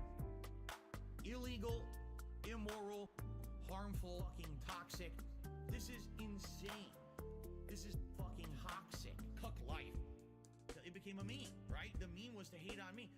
Were there legitimate reasons? At first, there were. But over the years, are you shitting me how I've changed? Like how different I am now? There is nothing fucking legitimate you could do. With the shit these people say and do, the insane amounts of slander and defamation about me that's just untrue on the internet. There's no way I could ever, in any capacity, you know, legally or otherwise, there's no way I could even dispute 99% of the shit they say because of the insane amount of it that they say. Cuck life, 100%. Live the life of the cuck. Why not? YouTube doesn't care. Illegal, immoral, harmful, fucking toxic. This is insane. This is fucking toxic. Cuck life, 100%. Live the life of the cuck. Why not? YouTube doesn't care. Illegal, immoral, harmful, fucking toxic. This is insane. This is fucking toxic. Cuck life, 100%. Live the life of the cuck. Why not? Because I just want you guys to understand that that means the world to me when I get a message like that. Like, it's been tough. You know, my life has been tough over the last decade. It has. And when I read a message like that, I'm sorry that I'm tearing up like a baby. But when I read a message like that... Alright, good people, we have returned. And yeah, Marbles game got a little reset, which means all the tracks got like reset, essentially. You know, there's no... So every time the Marbles game like resets and gets an update, everyone has to like re-upload their created maps again to the community page, which means like we have all these low numbers of plays on these maps. There's not a huge amount of options here. Everything you see here essentially is everything we got for a 99% elimination style maps and courses. Where these are the options we have. So yeah, it's a tough one to go for. I'm not sure which one to go for here. So aim the game. We're going to pick 3 separate random, well, say random, they have to be 99% elimination ones, means they have some challenge to them.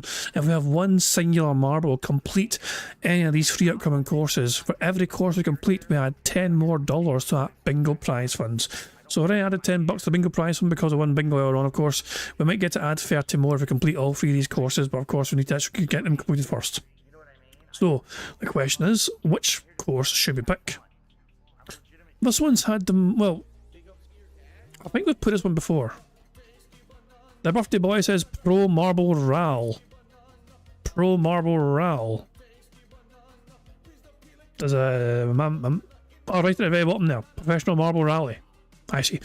So I couldn't see it because it's at the very fucking bottom. Okay, there we go. So, 3... So, so here we go. Professional Marble Rally. Average finish time is 1 minute and 30 seconds. It's had 5 plays since it got re-uploaded or whatever, so hopefully... So yeah, hopefully we can get the full, we can get a good early start here, but let's see how this one goes. Remember, we just need one single marble to make it to the finish line. Just one will do it. If one makes it, we get to fucking add 10 buckaroos to that bingo prize fund. So let's have a wee look-see here. Oh my fucking god, my god. Well, this is interesting. And the finish is over there. Oh my. This is weird. There's multiple ways you can finish, it looks like. Multiple ways, multiple angles. Okay, I guess we will, strange looking course. But fuck it, let's go for it. And there's some teleporters there as well.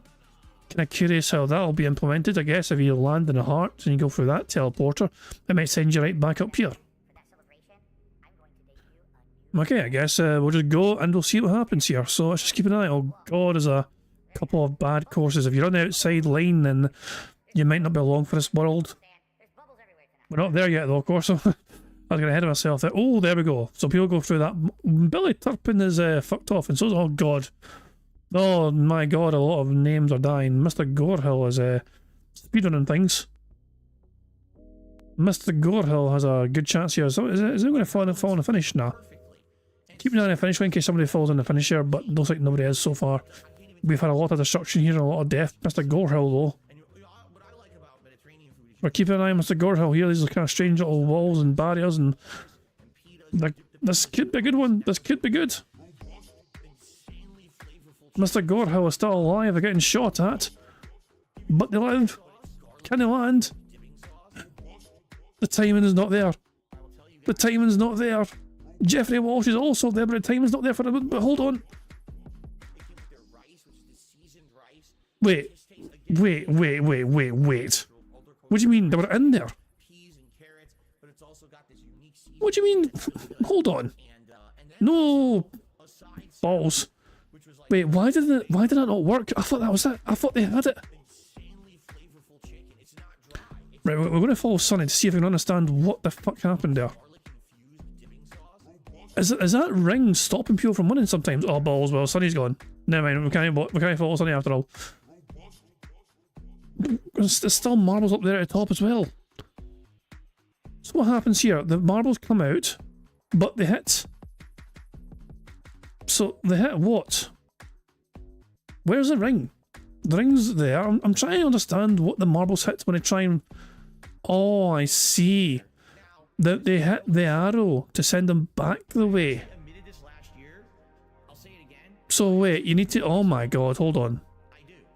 I think you need to fucking have it so... The tube is pointing almost... I think you need to get launched into it. When the tube's like pointing up the way. We don't have a winner. I thought we were gonna have a fucking winner there. I really thought we were gonna have a winner there. We did not have a fucking winner there. We were close. We were damn close. But alas, it was not to be. We had some people right there at the end, but they just could not get the finish there. So yeah, that's we're down one. That's one down already. I have 2 more courses to go. And I reckon we should play, perhaps... This one sounds interesting by Jesus himself. Jesus. Wild Marble Cornucopia. Average finish time 2.5 minutes or 2 minutes 50 seconds.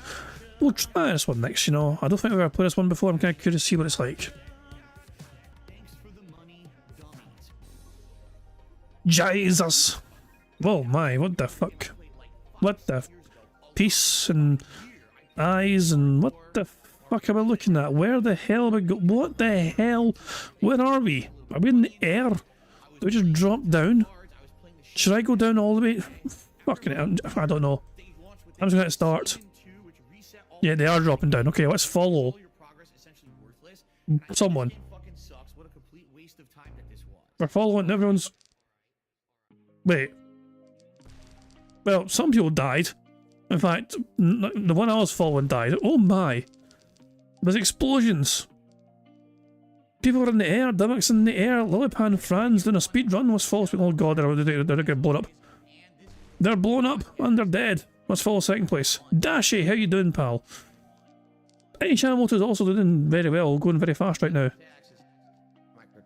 Go faster than you. Oh god, look at all the explosive barrels. No wonder people dying all over the place. Warren! No, let's go to Warren. See, Warren's got an advantage here because he's blind as fuck right now, so he can't see where he's going. If he can't see where he's going, he doesn't understand the danger that's coming out ahead of him. He just blew up and he tanked it. Yeah, Warren's a fucking tank here. So we're following Warren right now. That's me, right behind Warren. But yeah, but the marble we're following right now is Warren's marble. Bob and Meester ahead. More explosions going on. I'm following Warren. I'll be a C and I. Well, since you can't see, I'll see for him. Oh, is this a good thing or a bad thing? That's a very bad thing. Let's follow Meester, I guess. Meester's in this big tumble dryer. I'm getting the fuck out of there before I get a fucking seizure. Gang of wolves is trying to speedrun. Gang of wolves. You son of a bitch. Oh my. Oh, he almost won. You need to fucking... Oh, you are so close. Gang of wolves trying to speedrun that shit. I think you want to go when this is up the way. Yeah, you do. You want to fucking get launched over when this ramp is up the way. So, yeah, Jesus Christ, man. So, gee, we almost got there. We almost got there. Meester is going to do next to have a go, it looks like. We have 35 marbles left. Meester's the most furthest advanced marble, though. Where the fuck did Meester go? Did I just... I blinked and he was gone. Did he just blow up? Well, he's gone. Incoming Toast is gone. Bjorn Nebelschnarfer's there. We got Aiden K as well. Joshua Huff. Well, Aiden K was there. Joshua Huff is now gone. Dixie Norris is gone. Sin's gone. Mark Shaughnessy is gone. But Bjorn. We're going to follow Bjorn for a second. Joshua Huff's in there and he got just blown back the way. Oh, that's a very unfortunate barrel blow there, but Joshua Huff... Jim! Oh, I just thought I'd try and catch up with Jim. Tagador! You bastard! You fucking jumped the finish line! You show off! People are getting so close to the finish, but they keep just bumping over the fucking thing. You think you need to get to the very end here and fall through on these tubes.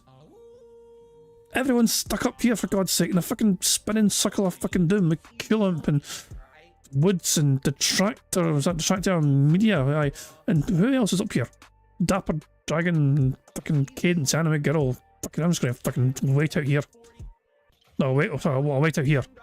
Chris Danks and Piggybank, we leave at the same time, and they both fall at the same time, you fucking bastards. Ah, Jesus, so this is a tough wee map for sure. Dimmick is now out, and Chris George not far behind. Cadence Anime Girl also there as well. Chris George has fallen to the demise, but Dimmick has managed to navigate his way through. Let's follow Dimmick, shall we? Let's follow Dimmick as he journeys down.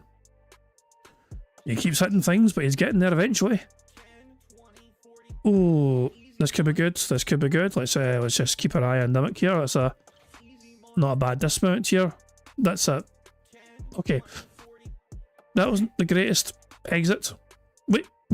Oh, Kane's Anime Girl, you're so close. Woods is gone as well. Lemon Curd Sandwich is next. Away they go. You need a speed boost there. I think you need a speed boost here. Culimp. No. Lemon Curd Sandwich. Oh, you bastard. You had a trampoline thing, but didn't fucking quite make it. We are down to the last 3 marbles. Detractor Media, Dapper Dragon, and Nato Ronin. We're down to the last 2 marbles. Dapper Dragon and Nato Ronin. Where's Dapper? Oh, you're there, Dapper. If you keep doing this thing, it's not actually an apology. You have no respect. So this could be good. This could be good. This could be good. This could be good. It's not good. You've fucking overcooked the damn thing. And we're down to the last marble. Nato Ronin's been stuck in here for the last 17 minutes, it feels like. You know, we've been going for like 5 minutes, but I think they were... I don't think they're getting any closer to the hole. Yeah, they keep going back. No. How are you defying this sort of physics? How? Just go down. Just go down the way. You want to go down the way. No, don't go back up for fuck's sake. Just no, get. Yes, okay, that's good. Yeah, we fucking go. Fucking bit time. After all that, oh, you got saved. You got saved right at the end there. Here we go. Following Nato Ronin. That's bad. That's very bad. And after all that, we're done. After all that, nobody could get to the finish line, sadly. Very close, but that was as close as we got. We're 0 for 2 right now. We've got one more map. We need a winner, guys. We need a fucking winner here. Let's see. Here we go. Come on, somebody pick a winner here. Birthday, MRC Midnight is your birthday, you old bastard. You redeem yourself. You picked the one we lost before. So we'll let MRC Midnight, the birthday person himself, pick the final map, so I can try and add some more bingo prize fund money to that bingo prize fund. Remember, we just need 1 marble to finish. Just 1 marble. You said you can't see text. The 4th one. The psychedelic diabolical family. That one, I mean, that's the 4th one down, so I assume you mean that one. So, okay. Alright. This one seems like I think the average finish time is less than 2 minutes, so let's see how well this one goes. So there's another new one from me. This looks quite quite a fancy one here. Let's look at this Chewy Fam. Does that say Chewy Fam? That's a fucking strange message to have there. These blocks can people... This is the finish. I didn't realise this is a fucking finish right here. So how do people get here? This is a strange fucking course. I have a feeling I'm going to be very confused by trying to keep track of what happens in this course. So hold on.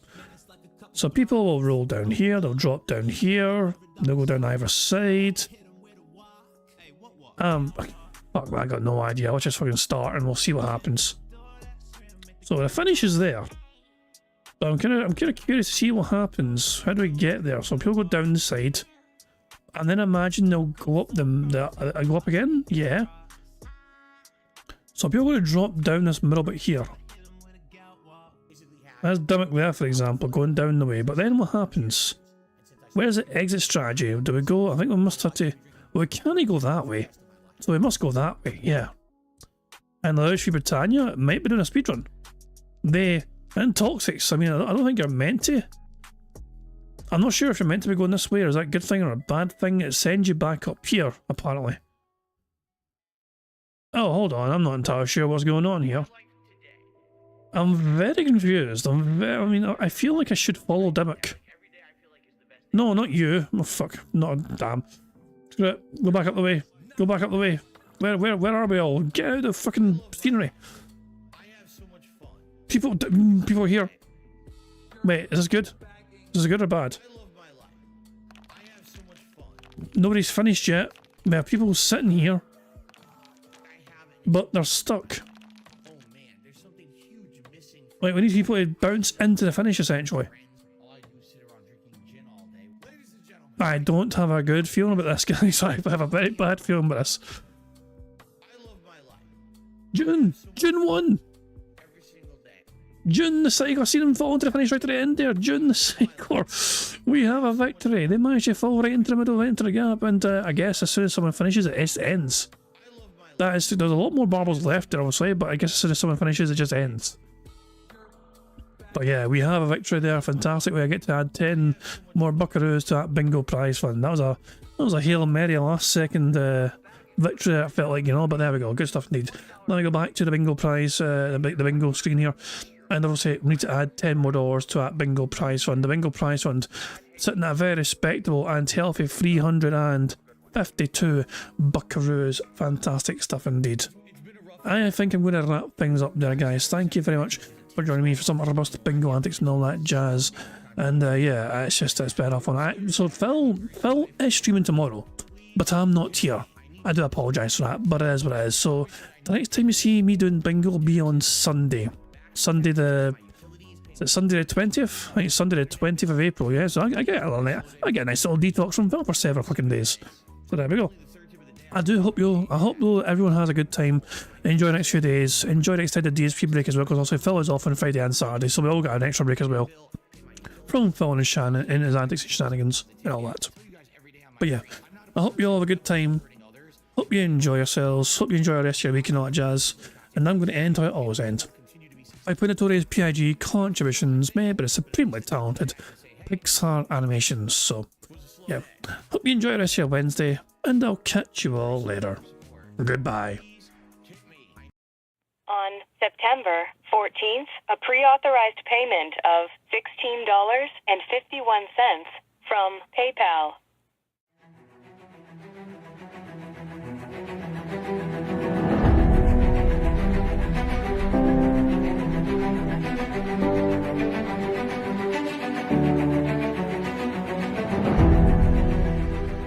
All right, Luna Mills has tipped me $1.30. It says, "I'm back. What's your favorite type of shower?" When you're showered in money. When you go outside, all of a sudden, greenbacks start falling from the sky, and you raise your face up. You're like, oh, you start dancing. You go, oh, money, money, yeah, yeah. All right, I don't know what the hell you're talking about, but thank you for the first tip of the day.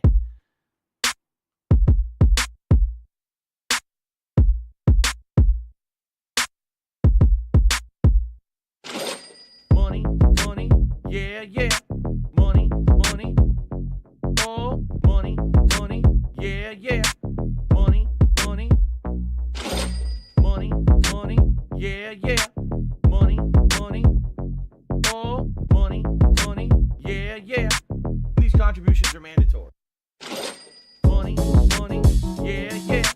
Money, money, oh, money, money, yeah, yeah. Money, money, money, money, yeah, yeah. Money, money, oh, money, money, yeah, yeah. These contributions are mandatory.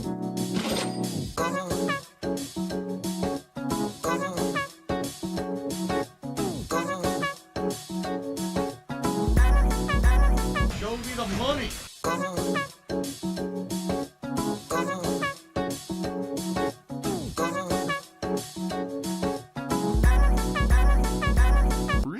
Money, money, yeah, yeah. Money, money, oh, money, money, yeah, yeah. Money, money, money, money, yeah, yeah. Money, money, oh, money, money, yeah, yeah. These contributions are mandatory. And it's gone, just gone like that.